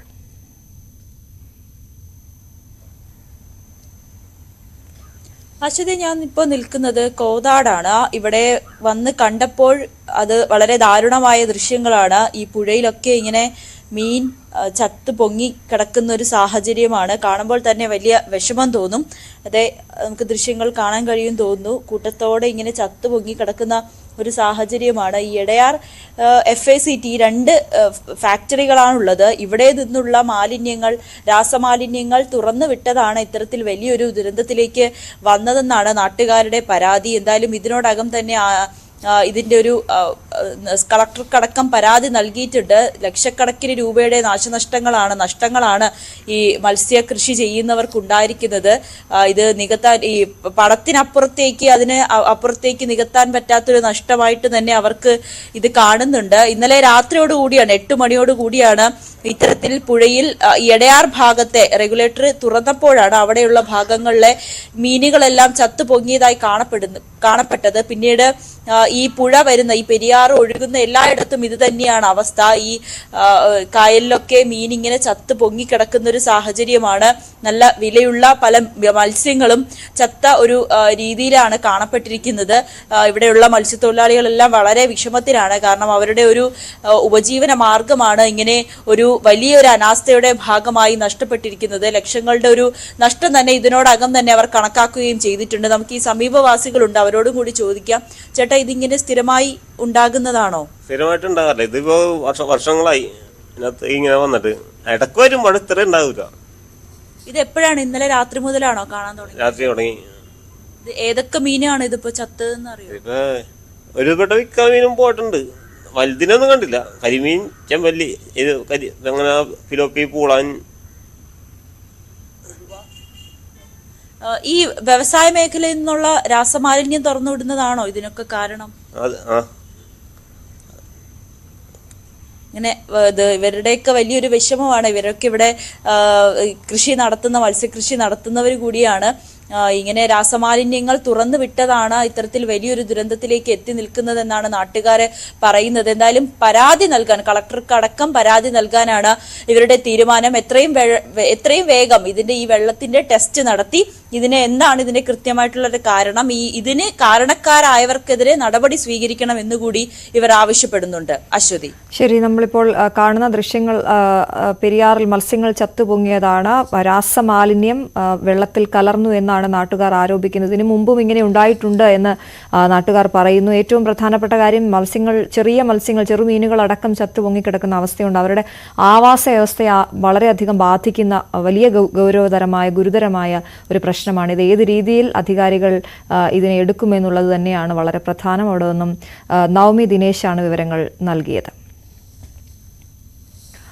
കൊച്ചിയിൽ യുവാവിന് നേരെ ഗുണ്ടാ നേതാവിന്റെ കൊലവിളി. കൊച്ചിയിലെ രഹസ്യ കേന്ദ്രത്തിലെത്തിച്ചാണ് യുവാവിനെ ഭീഷണിപ്പെടുത്തിയത്. ദൃശ്യങ്ങൾ പ്രചരിപ്പിക്കുമെന്നും ഗുണ്ടാ നേതാവിന്റെ ഭീഷണിയുണ്ട്. യുവാവിനെ മുട്ടിൽ നിർത്തി ഭീഷണിപ്പെടുത്തുന്ന ദൃശ്യങ്ങൾ ന്യൂസ് 18 ലഭിച്ചു.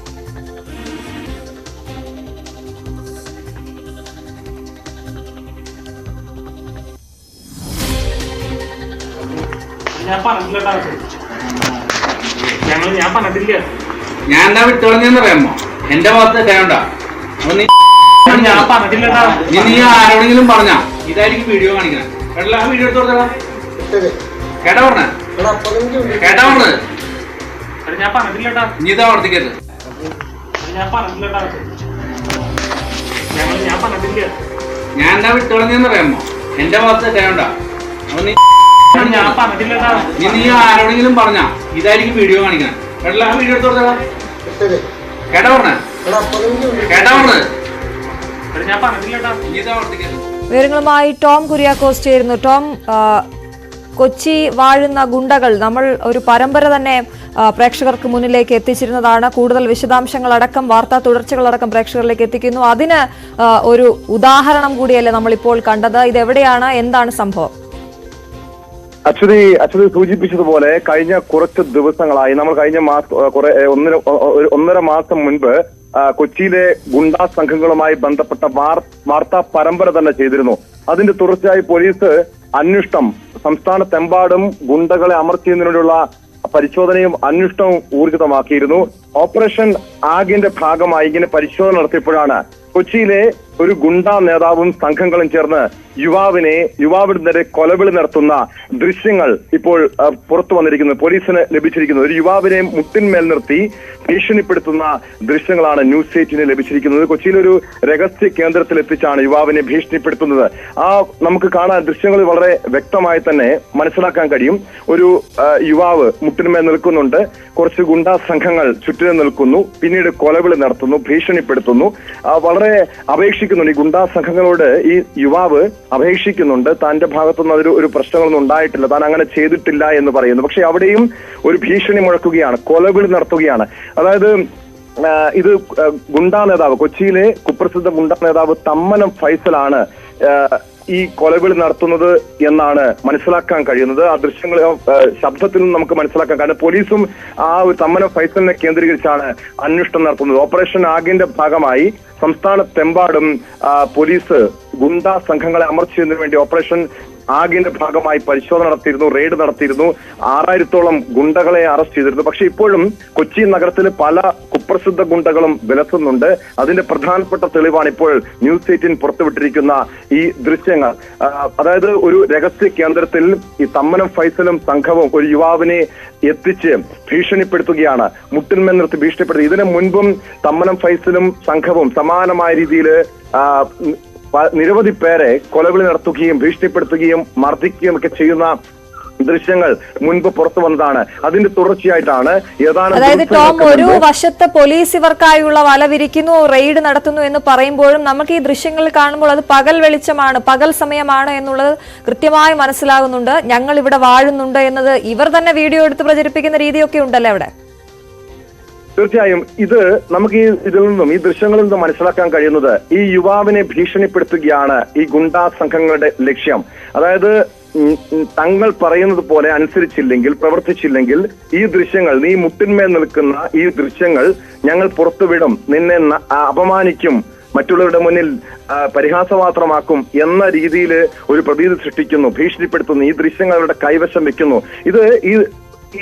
ഈ യുവാവിനെ ഭീഷണിപ്പെടുത്തുന്നതിന്റെ ഭാഗമായി മാത്രം ഇത് ചിത്രീകരിക്കുകയാണ് ചെയ്തത്. പക്ഷേ ഇത് പോലീസിന്റെ പരിശോധനയിലാണ് ഈ ദൃശ്യങ്ങൾ ഇപ്പോൾ പുറത്തു വന്നിരിക്കുന്നത് എന്നാണ് മനസ്സിലാക്കുന്നത്. പോലീസ് വളരെ ഊർജിതമായി ഈ ദൃശ്യങ്ങളുടെ അടിസ്ഥാനത്തിൽ ന്യൂസ് 18 ഇപ്പോൾ പുറത്തുവിട്ട ദൃശ്യങ്ങളുടെ അടിസ്ഥാനത്തിൽ പരിശോധന ആരംഭിച്ചിട്ടുണ്ട്. ഇത് എങ്ങനെയാണ് ഈ ദൃശ്യങ്ങൾ പുറത്തു വന്നത് തുടങ്ങിയ കാര്യവും പരിശോധിക്കുന്നുണ്ട്. മാത്രമല്ല ഈ തമ്മനം ഫൈസൽ നിരവധി ക്രിമിനൽ കേസിൽ, കൊലപാതകമടക്കം നിരവധി ക്രിമിനൽ കേസിലെ പ്രതിയാണ്. അതുകൊണ്ട് തന്നെയാണ് ഈ തമ്മനം ഫൈസൽ, പക്ഷെ ഇപ്പോഴും കാപ്പ ചുമത്തിയിട്ടില്ല. ഈ തമ്മനം ഫൈസല് കൊച്ചി നഗരത്തിലടക്കം വിലസുന്നുണ്ട്, നിരവധി പേരെ ഭീഷണിപ്പെടുത്തുന്നുണ്ട്. കഴിഞ്ഞ വർഷം സമാനമായ രീതിയിൽ തമ്മനം ഫൈസൽ ഒരു യുവാവിനെ ക്രൂരമായി ഭീഷണിപ്പെടുത്തി മർദ്ദിക്കുന്ന ദൃശ്യങ്ങളൊക്കെ പുറത്തു വന്നതാണ്. പക്ഷെ അതിനുശേഷവും തമ്മനം ഫൈസലും സംഘവും കൊച്ചി നഗരത്തിലടക്കം നിരവധി പേർക്ക് നേരെ കൊലവിളി നടത്തുകയും ഭീഷണിപ്പെടുത്തുകയും മർദ്ദിക്കുകയും ഒക്കെ ചെയ്യുന്ന സംഭവങ്ങൾ അടിക്കടി ഉണ്ടാകുന്നുണ്ട്. പക്ഷെ പോലീസ്, നമ്മുടെ പോലീസ് സേന ഇവർക്കെതിരെ എന്ത് നടപടി സ്വീകരിക്കുന്നു എന്ന ചോദ്യം മാത്രം ഇപ്പോഴും ബാക്കിയാകുന്നുണ്ട്. കാരണം നമ്മൾ നേരത്തെ സൂചിപ്പിച്ചതുപോലെ പെരുമ്പാവൂർ അനസുമായി ബന്ധപ്പെട്ട വാർത്താ പരമ്പര നമ്മൾ ചെയ്തിട്ടോ, അനസ് സംസ്ഥാനം വിട്ടിട്ടും രാജ്യം വിട്ടിട്ടും നമ്മുടെ പോലീസ് സേനയ്ക്ക് തിരികെ അനസിനെ പിടികൂടി നാട്ടിലെത്തിക്കാൻ കഴിഞ്ഞിരുന്നില്ല. മാത്രമല്ല അനസും തമ്മനം ഫൈസലും മാത്രമല്ല പല കുപ്രസിദ്ധ ഗുണ്ടകളും കൊച്ചി നഗരത്തിൽ ഇപ്പോഴും ഭീഷണി മുഴക്കുന്നുണ്ട്, കൊലവിളി നടത്തുന്നുണ്ട്. പക്ഷെ അവരെ ഒന്നും പിടികൂടാൻ പോലും നമ്മുടെ പോലീസ് ആർജവം കാണിക്കുന്നില്ല എന്നത് തന്നെയാണ് അത്ഭുതപ്പെടുത്തുന്ന കാര്യം. ഒരു നാടകീയമായ അറസ്റ്റ്, ഒരു അത്തരം സംഭവങ്ങൾ ഏതാനും പേരെ മാത്രം അറസ്റ്റ് ചെയ്ത് അത് ഒരു കണ്ണിൽ പൊടിയിടുന്ന രീതിയിലുള്ള ചില നടപടികൾ ഈ ഓപ്പറേഷന്റെ ഭാഗമായി നടന്നുവെങ്കിൽ പോലും പ്രമുഖരിലേക്ക് അല്ലെങ്കിൽ കുപ്രസിദ്ധ ഗുണ്ടകളിലേക്ക് പോലീസിന് അന്വേഷണം എത്താൻ കഴിയുന്നില്ല എന്നത് തന്നെയാണ് ഏറെ ഞെട്ടിപ്പിക്കുന്ന വസ്തുത. ടോം തുടരണം. നമുക്ക് ഈ പോലീസ് എന്ത് ചെയ്യുന്നു എന്നുള്ള ചോദ്യത്തിനുള്ള മറുപടി നമുക്ക് കൃത്യമായി ലഭിച്ചേ മതിയാകൂ. ആലുവ റൂറൽ SP കഴിഞ്ഞ ദിവസം ന്യൂസ് 8നോട് സംസാരിച്ചിരുന്നു. ആലുവ റൂറൽ പരിധിയിൽ 200-ലധികം ഗുണ്ടകളെ പിടികൂടിയെന്നാണ് അദ്ദേഹം പറയുന്നത്. വ്യാപക പരിശോധനയ്ക്കായി എല്ലാ പോലീസ് സ്റ്റേഷനുകളിലും നിർദ്ദേശം നൽകിയിട്ടുണ്ട്. പോലീസ് നിരീക്ഷണം ശക്തമാക്കിയിട്ടുണ്ടെന്നും പറയുന്നു. അതേസമയം റിയാസിന്റെ അറസ്റ്റിൽ കൂടുതൽ തെളിവുകൾ ലഭിച്ചുവെന്നും റെയ്ഡ് തുടരുകയാണെന്നും പെരുമ്പാവൂർ അനസിനെ നാട്ടിലെത്തിക്കുമെന്നും അനസിനെ നാട്ടിലെത്തിക്കുന്നതിനായുള്ള നിയമ നടപടികൾ പുരോഗമിക്കുകയാണെന്നും അദ്ദേഹം പറഞ്ഞു. സംസ്ഥാനത്തെ ഗുണ്ടകളെ പിടികൂടാൻ വേണ്ടി പോലീസിന്റെ ഓപ്പറേഷൻ ആഗ് ഇതിനോടകം തന്നെ 5000-ലധികം ഗുണ്ടകളെയാണ് പിടികൂടിയത്. ആലുവ റൂറൽ പരിധിയിൽ ഈ ഓപ്പറേഷൻ ആഗ് എവിടെ വരെ എത്തി? ഈ കാര്യങ്ങൾ ന്യൂസ് 8നോട് പങ്കുവയ്ക്കുന്നു Aluva rural SP Vaibhav Saxena. Sir നമസ്കാരം. ഓപ്പറേഷൻ ആഗ് സംസ്ഥാനം മുഴുവനായി വലിയ രീതിയിൽ പോലീസിന്റെ വലയത്തിലാണ് ഈ ഗുണ്ടകൾ. ആലുവ റൂറലിന്റെ പരിധിയിൽ ഓപ്പറേഷൻ ആഗ് എവിടം വരെ എത്തി? തീർച്ചയായിട്ട് ഒരു വ്യാപകമായ ഈ ഗുണ്ടകളിനെതിരെ ഒരു ഡ്രൈവ് നടത്തുന്നുണ്ടോ മുഴുവൻ സ്റ്റേറ്റ് വൈഡ് ആണോ? സോ നമ്മുടെ ജില്ലയുമിൽ ഈ കഴിഞ്ഞ 3 ദിവസങ്ങളിലൊക്കെ തന്നെ മോർ ദാൻ 200 ഗുണ്ടകൾക്ക് നമ്മൾ അറസ്റ്റ് ചെയ്തിട്ടുണ്ട്. സോ ഇത് വളരെ വ്യാപകമായ രീതിയിൽ പിന്നെ കുറേ NDPS കേസുകൾ 107ന്റെ പ്രൊസീഡിങ്സ് കാപ്പ പ്രകാരം പുതിയ ആൾക്കാരിനെതിരെ പ്രപ്പോസൽസ് ഇതെല്ലാ കാര്യങ്ങൾ ഒരുമിച്ച് നടത്തുന്നുണ്ടോ. പിന്നെ റൗഡി പരേഡ് നടക്കാൻ വേണ്ടി എല്ലാ പോലീസ് സ്റ്റേഷൻസ്ക്ക് കർശനമായ ഇൻസ്ട്രക്ഷൻസ് കൊടുത്തിട്ടുണ്ടോ. വളരെ കർശനമായ രീതിയിൽ ഡ്രൈവ് നടത്തുന്നുണ്ടോ. അതോടൊപ്പം തന്നെ ഈ ഗുണ്ടകൾ നമുക്ക് ഈ അടുത്തിടയിൽ ഗുണ്ടകളുടെ ആക്രമണം ചൊവ്വരയിലടക്കം വലിയ രീതിയിൽ ഗുണ്ട ആക്രമണം പരസ്യമായി വരുന്നു. നാട്ടിലിറങ്ങി അവർ വെല്ലുവിളിക്കുന്ന ഒരു അവസ്ഥയിലേക്ക് വരുന്നു. പോലീസിന്റെ സുരക്ഷ എത്രത്തോളം കർശനമാക്കാനാണ് ഉദ്ദേശിക്കുന്നത്? തീർച്ചയായിട്ടും നമ്മുടെ എല്ലാ പോലീസ് സ്റ്റേഷൻ പരിധിയിലെ എല്ലാ സ്റ്റേഷൻ മൊബൈൽസ് ഫുൾ ടൈം പുറത്താണ്. വളരെ ശക്തമായ രീതിയിൽ പെട്രോളിംഗ് നടത്തുന്നുണ്ടോ. എന്തെങ്കിലും ഒരു സംഭവം നടക്കാനെങ്കിൽ പ്രീവിയസ് എനിമിറ്റിയുടെ ഭാഗമായിട്ട് അല്ലെങ്കിൽ വൈരാഗ്യന്റെ ഭാഗമായിട്ട് ഉടൻ തന്നെ പോലീസ് സ്ഥലമിൽ എത്തിയിട്ട് എല്ലാ റെസ്പോൺസ് കൊടുക്കാറുണ്ടോ. ഇതുവരെ നമ്മുടെ ജില്ലയിൽ ഏകദേശം എല്ലാ കേസുകളിൽ ഉടൻ തന്നെ ഈ വളരെ പ്രോംപ്റ്റ് ആക്ഷൻ പോലീസിന്റെ ഭാഗമായിട്ടുണ്ടായിരുന്നു. ആൻഡ് പ്രിവെൻഷൻ ചെയ്യാൻ വേണ്ടിയും കുറേ കാര്യങ്ങൾ നടത്തുന്നുണ്ടോ. കുറേ സ്പെഷ്യൽ ഡ്രൈവ്സ് നടത്തുന്നുണ്ടോ. ഏരിയ ഡോമിനേഷൻസ് പ്രത്യേകിച്ചും അതിഥി തൊഴിലാളികളുമായി ബന്ധപ്പെട്ട ഏരിയാസിൽ പെരുമ്പാവൂർ സൈഡിൽ ആലുവ സൈഡിൽ നടക്കാറുണ്ടോ. സോ വളരെ കർശനമായ രീതിയിൽ വളരെ സജീവമായ രീതിയിൽ ഡ്രൈവ് നടത്തുന്നുണ്ടോ. ഒപ്പം തന്നെ ഈ പെരുമ്പാവൂർ അനസിന്റെ അനുയായിയായ റിയാസിനെ കഴിഞ്ഞ ദിവസം അറസ്റ്റ് ചെയ്യുകയും അതിനോടനുബന്ധിച്ച് തോക്കുകളടക്കം പിടികൂടുകയും ചെയ്തു. ആ അന്വേഷണം ഏതുവരെയാണ് സാർ ഇപ്പോൾ എത്തി നിൽക്കുന്നത്? തീർച്ചയായിട്ടും അത് പല കേസുകളിൻ്റെ ഇൻവെസ്റ്റിഗേഷനിൻ്റെ ഭാഗമായി ഇത് ഡിറ്റക്ഷൻ ഉണ്ടായിരുന്നു. പിന്നെ ഈ ഡിറ്റക്ഷൻ കഴിഞ്ഞിട്ട് കുറേ തെളിവുകൾ നമ്മുടെ കയ്യിൽ കിട്ടിയിട്ടുണ്ടോ, കുറേ ഇൻഫർമേഷൻ ഉണ്ടോ. ഇൻഫർമേഷനിൻ്റെ ഭാഗമായിട്ട് സ്ഥിരമായിട്ട് റെയ്ഡ്സ് നടത്തുന്നുണ്ടോ. ആൻഡ് ബാക്കിയെല്ലാ കാര്യങ്ങൾ നമ്മൾ വളരെ ശാസ്ത്രീയമായ രീതിയിൽ ചെയ്യണം. ശരി, അതാണ് അദ്ദേഹത്തിന്റെ വാക്കുകളാണ് നമ്മൾ കേട്ടത്. എന്തായാലും റൂറൽ SP പറഞ്ഞ വളരെ പ്രധാനപ്പെട്ട കാര്യം അവരുടെ ഭാഗത്തു നിന്നുള്ള എല്ലാ രീതിയിലുള്ള കാര്യങ്ങളും നടത്തുന്നതാണ് എന്നാണ്. ടോം, ഇത്തരത്തിൽ ഒരു വശത്ത് പോലീസ് സേന ഗുണ്ടകളെ വലവിരിക്കുന്നുണ്ട് അല്ലെങ്കിൽ അവരെ പിടികൂടുന്നുണ്ട് എന്ന് പറയുമ്പോഴും ഈ ഗുണ്ട ആക്രമണങ്ങൾ സ്ഥിരമായി നടക്കുന്നുണ്ടല്ലോ ആ ഭാഗത്ത്. തീർച്ചയായും അശ്വതി, കാരണം ഇപ്പോൾ ആലുവ റൂറൽ SP സൂചിപ്പിച്ചതുപോലെ ആലുവ റൂറൽ പരിധിയിൽ മാത്രം 200-ലധികം ഗുണ്ടകളെ പിടികൂടാൻ കഴിഞ്ഞു. നമുക്കറിയാം സംസ്ഥാനത്ത് ഏറ്റവും കൂടുതൽ ഗുണ്ടാ സംഘങ്ങൾ പ്രവർത്തിക്കുന്ന മേഖലകളാണ്, അല്ലെങ്കിൽ കൊട്ടേഷൻ സംഘങ്ങൾ പ്രവർത്തിക്കുന്ന മേഖലകളാണ് ആലുവ, പെരുമ്പാവൂർ ഉൾപ്പെടുന്ന ആലുവ റൂറൽ SP പരിധി. പക്ഷേ അവിടെ ഇപ്പൊ 200 പേരെ മാത്രമാണ് ആലുവ പോലീസിനെ പിടികൂടാൻ കഴിഞ്ഞിരിക്കുന്നത്. നിരവധി ഗുണ്ടാ സംഘങ്ങൾ, കുപ്രസിദ്ധ ഗുണ്ടകൾ ഇപ്പോഴും അവിടെ വിലസുന്നുണ്ട് എന്നതൊരു വസ്തുതയാണ്. പക്ഷെ എങ്കിൽ പോലും 200-ലധികം പേരെ അറസ്റ്റ് ചെയ്യാൻ കഴിഞ്ഞു എന്നത് ഒരു പരിധിവരെ ആശ്വാസകരമായി കാണാം. കാരണം നമുക്കറിയാം, സമീപകാലത്ത് നിരവധി അക്രമ സംഭവങ്ങൾ നടന്നിട്ടുള്ള പ്രദേശമാണ് ആലുവയും സമീപ പ്രദേശങ്ങൾ. പക്ഷെ എങ്കിൽ പോലും അന്നൊന്നും പോലീസിന്റെ ഭാഗത്തുനിന്നും നടപടി ഉണ്ടായിരുന്നില്ല. നമ്മൾ തുടർച്ചയായി വാർത്താ പരമ്പര ചെയ്യുകയും അതിനുശേഷം പോലീസ് ഓപ്പറേഷൻ ആഗിന്റെ ഭാഗമായി സംസ്ഥാനത്തെമ്പാടും ഗുണ്ടകളെ അമർത്തുന്നതിനു വേണ്ടി കർശനമായ നിർദ്ദേശം DGP നൽകുകയും ചെയ്തു. ഇതിന്റെ പശ്ചാത്തലത്തിലാണ് കഴിഞ്ഞ ഒരാഴ്ച ആലുവ റൂറൽ പരിധിയിൽ മാത്രം 200ഓളം പേരെ അറസ്റ്റ് ചെയ്യാൻ കഴിഞ്ഞത്, കസ്റ്റഡിയിലെടുക്കാൻ കഴിഞ്ഞത്. ഇതോടൊപ്പം തന്നെ കഴിഞ്ഞ ദിവസം ആലുവ സമീപ പ്രദേശങ്ങളിൽ നിന്നും മാഞ്ഞാലിയിൽ നിന്നും റിയാസ് എന്നൊരു ഗുണ്ടാ നേതാവിനെ പോലീസ് അറസ്റ്റ് ചെയ്തിരുന്നു. പെരുമ്പാവൂർ അനസുമായി ബന്ധമുണ്ടെന്ന് സംശയിച്ചായിരുന്നു അറസ്റ്റ് ചെയ്തത്. ഈ റിയാസിന്റെ വീട്ടിൽ നിന്ന് 4 തോക്കുകൾ കണ്ടെടുത്തിരുന്നു. ഇതിനെതിരെ റിയാസുമായി ബന്ധപ്പെട്ട് പോലീസിന് കൂടുതൽ തെളിവുകൾ ലഭിച്ചുവെന്നാണ് മനസ്സിലാക്കാൻ കഴിയുന്നത്. ഇതോടൊപ്പം തന്നെ പെരുമ്പാവൂർ അനസിനെ നാട്ടിലെത്തിക്കുന്നതിന് വേണ്ടിയുള്ള നടപടികളും ഊർജിതമായി പുരോഗമിക്കുന്നുണ്ട് എന്ന് പോലീസ് പറയുന്നു. പക്ഷേ എങ്കിൽ പോലും നമുക്കറിയാം എത്രത്തോളം നടപടി സ്വീകരിച്ചു. ഇതുവരെയും ഒരു ബ്ലൂ കോർണർ നോട്ടീസ് പുറപ്പെടുവിക്കാൻ പോലും പോലീസിന് കഴിഞ്ഞിട്ടില്ല. കൊലപാതകമടക്കം നിരവധി കേസിൽ പ്രതിയായ പെരുമ്പാവൂർ അനസ് രാജ്യം വിട്ടിട്ട് ഇതുവരെയും അനസിനെ പിടികൂടുന്നതിന് വേണ്ടിയുള്ള അനസിനെ നാട്ടിലെത്തിക്കുന്നതിന് വേണ്ടിയുള്ള ഒരു ഊർജിതമായ ശ്രമം പോലീസിന്റെ ഭാഗത്തുനിന്നുണ്ടായിട്ടില്ല.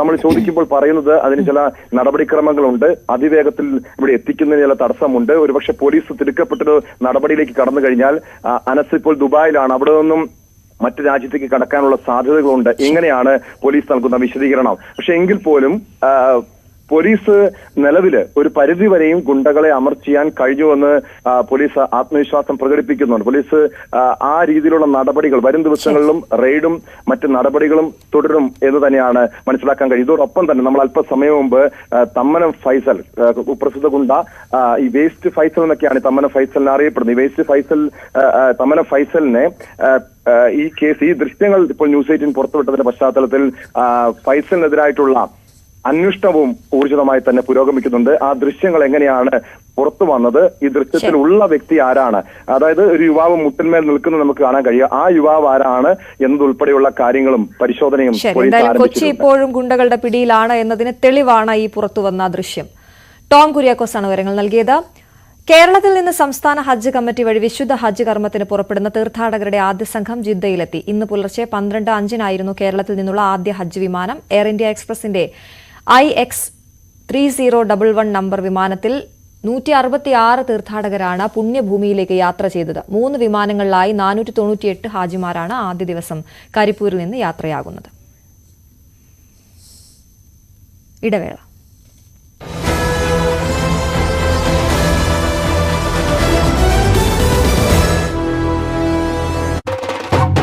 കുഴികൾ ആണ് നഗരത്തിൽ എവിടെയും. ആ കുഴികളെല്ലാം വെള്ളം നിറഞ്ഞ് ഇന്നലെയും ചാലയടക്കമുള്ള പ്രദേശങ്ങളിൽ വീടുകളിലേക്ക് വെള്ളം കയറി വലിയ ദുരിതമാണ്. എല്ലായിടത്തും വലിയ ദുരിതമാണ് ജനം അനുഭവിച്ചത്. നഗരസഭയ്ക്കെതിരെ വലിയ ജനരോഷമുണ്ട്, സർക്കാരിന് വലിയ ജനരോഷമുണ്ട്. മഴ പെയ്യുമെന്ന് എല്ലാവർക്കും അറിയാവുന്ന കാര്യമാണ്. എന്നിട്ടും അതിനുള്ള മുന്നൊരുക്കം നടത്തിയിരുന്ന പരാതിയാണ് പൊതുവിൽ ഉയർന്നത്. ഏതായാലും ഇന്നലെ വെള്ളം കയറിയ പ്രദേശങ്ങളിലൊക്കെ രാത്രിയോടെ തന്നെ വെള്ളം ഇറങ്ങി. ഇന്നും ഒരു സ്ഥലത്തും അത്തരത്തിൽ വെള്ളം കയറിയ പ്രശ്നങ്ങളില്ല. ചാലയിൽ ഇന്നലെ ഒരു വീട്ടിലൊക്കെ മണിക്കൂറുകളോളം വെള്ളം കയറിയ അവസ്ഥയുണ്ടായിരുന്നു. നഗരസഭ കുറച്ചുകൂടി സജീവമായി ഇന്നലെ രംഗത്തിറങ്ങിയതും കാണാമായിരുന്നു. പരമാവധി വെള്ളം കെട്ടിനിൽക്കാതിരിക്കാനുള്ള സംവിധാനങ്ങൾ നഗരസഭയുടെ ഭാഗത്തുനിന്ന് ഇന്നലത്തെ ഒരു പ്രവർത്തനത്തിലൂടെ ഉണ്ടായിട്ടുണ്ട്. ഇന്നും ഞാനുള്ളത് കണ്ണമ്മൂല ഭാഗത്താണ്. പലപ്പോഴും നിറഞ്ഞു കവിഞ്ഞൊഴുകുന്ന ഒരു തോടാണിത്.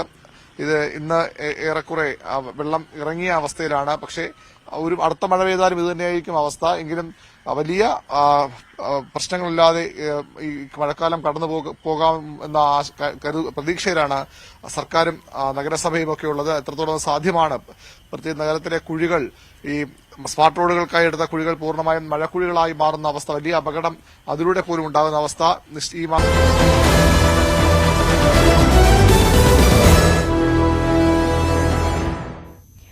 ബിലീവേഴ്സ് ഈസ്റ്റേൺ ചർച്ച് പരമാധ്യക്ഷൻ KP യോഹന്നാന്റെ സംസ്കാരം ഇന്ന്. സഭാ ആസ്ഥാനത്ത് നിന്ന് 10 മണിയോടെ പള്ളിയിലേക്ക് വിലാപയാത്ര ആരംഭിക്കും. കബറടക്ക ശുശ്രൂഷ 11 മണിക്ക് നടക്കും. ശരണ്യ സ്നേഹജൻ ചേരുന്നു. ശരണ്യ, എങ്ങനെയാണ് ചടങ്ങുകൾ? നമുക്ക് ഒരുപാട് ദുഃഖം ഉളവാക്കുന്നതാണെങ്കിലും ശരണ്യ, ചടങ്ങുകൾ എങ്ങനെയാണ് ക്രമീകരിച്ചിരിക്കുന്നത്? അല്ലെങ്കിൽ അതിനു മുൻപ് തൊട്ട് തന്നെ ഒരുപാട് ശുശ്രൂഷകൾ, പ്രാർത്ഥനകൾ നൽകുകയും ചടങ്ങുകൾ ക്രമീകരിക്കുകയും ചെയ്ത എല്ലാവർക്കും സഭയുടെ പേരിൽ ഒരു വാക്ക് നന്ദി പറയുക എന്നുള്ളതാണ് എന്റെ ഇവിടുത്തെ കർത്തവ്യം. ഇന്ന് രാവിലെ 9 മണി വരെയായിരുന്നു പൊതുദർശനം അനുവദിച്ചിരുന്നത്. ഇപ്പോഴും വിവിധയിടങ്ങളിൽ നിന്നുള്ള ആളുകൾ ഈ സ്ഥലത്തേക്ക് എത്തി അദ്ദേഹത്തെ കാണുകയും ഒപ്പം തന്നെ അദ്ദേഹത്തിന് അന്തിമോപചാരം അർപ്പിക്കുകയും ചെയ്യുന്നുണ്ട്. നമുക്കറിയാം, രാജ്യത്തുടനീളവും രാജ്യത്തും വ്യാപിച്ചു കിടക്കുന്ന സഭയാണ് ബിലീവേഴ്സ് ചർച്ച്. അതുകൊണ്ട് തന്നെ വിവിധയിടങ്ങളിൽ നിന്നുള്ള ആളുകൾ കഴിഞ്ഞ ദിവസം തന്നെ മരണവിവരം അറിഞ്ഞ് സംസ്കാര ചടങ്ങുകൾ ക്രമീകരിച്ചിരിക്കുന്ന വിവരം അറിഞ്ഞ് കഴിഞ്ഞ ദിവസം തന്നെ ധാരാളമായി എത്തിയിരുന്നു. അതുകൊണ്ട് തന്നെ അവർക്ക് മുഴുവൻ കണ്ട അനുശോചനം അർപ്പിക്കുന്നതിന് വേണ്ടിയുള്ള അവസരമാണ് ഇപ്പോൾ നൽകിക്കൊണ്ടിരിക്കുന്നത്. അതിനുശേഷമാണ് അദ്ദേഹത്തിന്റെ ഭൗതിക ശരീരം ബിലീവേഴ്സ് ചർച്ചിന്റെ തന്നെ പള്ളിയിലേക്ക് കൊണ്ടുപോകും. അവിടെയാണ് ഖബറടക്ക ശുശ്രൂഷകൾ ആരംഭിക്കുക. അതിന് 12 മണിയോടുകൂടി സംസ്കാര ചടങ്ങുകൾ പൂർത്തിയാക്കുന്നതാണ്. പക്ഷേ പൊതുദർശനം നിരവധി പേരാണ് അദ്ദേഹത്തിന് ആദരാഞ്ജലി അർപ്പിക്കാനായി അങ്ങോട്ടേക്ക് എത്തിക്കൊണ്ടിരിക്കുന്നത്. ശരണ്യ സ്നേഹജനാണ് അവിടെ നിന്നും വിവരങ്ങൾ നൽകിയത്. From our church side here, after the body reached, we want to thank all of our bishops, all of our diocesan leaders. I cannot mention all the dioceses who have come here because it's a long list. I also want to thank the St. Thomas community and all the families, and especially our priests and faithful from the Kerala. Mayor KSRTC driver തർക്കത്തിൽ ആര്യ രാജേന്ദ്രൻ രഹസ്യമൊഴി ഇന്ന് രേഖപ്പെടുത്തും. Chief judicial magistrate കോടതി മുന്നിലാണ് മൊഴി രേഖപ്പെടുത്തുക. രഹസ്യമൊഴി രേഖപ്പെടുത്തണമെന്ന ആവശ്യം പോലീസ് നേരത്തെ കോടതിയിൽ ഉന്നയിച്ചിരുന്നു. വി അരുൺ ചേരുന്നു. അരുൺ, എന്തൊക്കെയാണ് വിവരങ്ങൾ? തർക്കത്തിൽ നിർണായകമായ നീക്കമാണ് പോലീസ് നടത്തുന്നത്. ഏറ്റവും പ്രധാനം, മേയറെ ലൈംഗികതയോടുകൂടി മേയറോട് സംസാരിച്ചു, അധിക്ഷേപിച്ചു എന്ന പരാതിയാണ് മേയർക്കുള്ളത്. ആ പരാതിയിലാണ് ഇന്ന് കോടതി മേയർ ആര്യ രാജേന്ദ്രന്റെ രഹസ്യ മൊഴി രേഖപ്പെടുത്തുന്നത്. ഉച്ചയ്ക്ക് 12 മണിക്കാണ് മൊഴി രേഖപ്പെടുത്തൽ.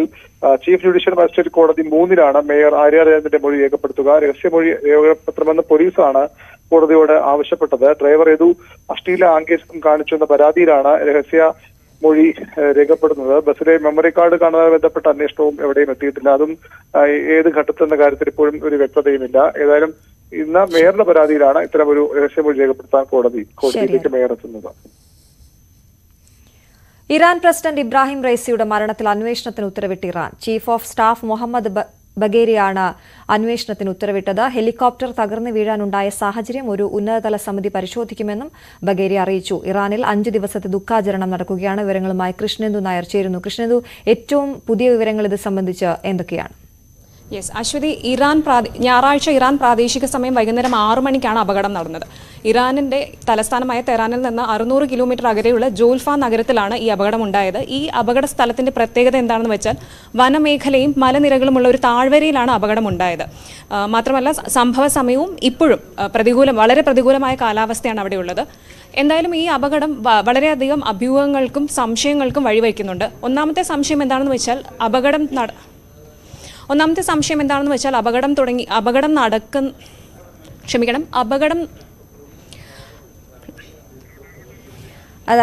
യാത്ര തിരിച്ച് 30 മിനിറ്റിനുള്ളിൽ തന്നെ ഹെലികോപ്റ്ററുമായിട്ടുള്ള ബന്ധം വിച്ഛേദിക്കപ്പെട്ടിരുന്നു. മാത്രമല്ല ഒരു രാജ്യത്തിന്റെ ഇത്രയും ഉന്നത ഉദ്യോഗസ്ഥർ ഒരുമിച്ച് സഞ്ചരിച്ച് പ്രോട്ടോകോളുകൾക്ക് എതിരായി ഒരുമിച്ച് സഞ്ചരിച്ചതും മറ്റ് സംശയങ്ങൾക്ക് വഴിവെക്കുന്നുണ്ട്. മാത്രമല്ല ഇസ്രായേലിന്റെയും US-ന്റെയും ഒക്കെ സാധ്യമായ പങ്കാളിത്തം ഉൾപ്പെടെ ചർച്ചകൾ നടക്കുന്നുണ്ട്. ശരി, എന്തായാലും അതിലൊരു വിശദമായ അന്വേഷണത്തിന് തന്നെയാണ് ഉത്തരവിട്ടിരിക്കുന്നത് ഇറാൻ. കൃഷ്ണേന്ദു നായരാണ് ന്യൂസ് ഡെസ്കിൽ നിന്നും വിവരങ്ങൾ നൽകിയത്. വാർത്താരംഭം പൂർണ്ണമാവുകയാണ്.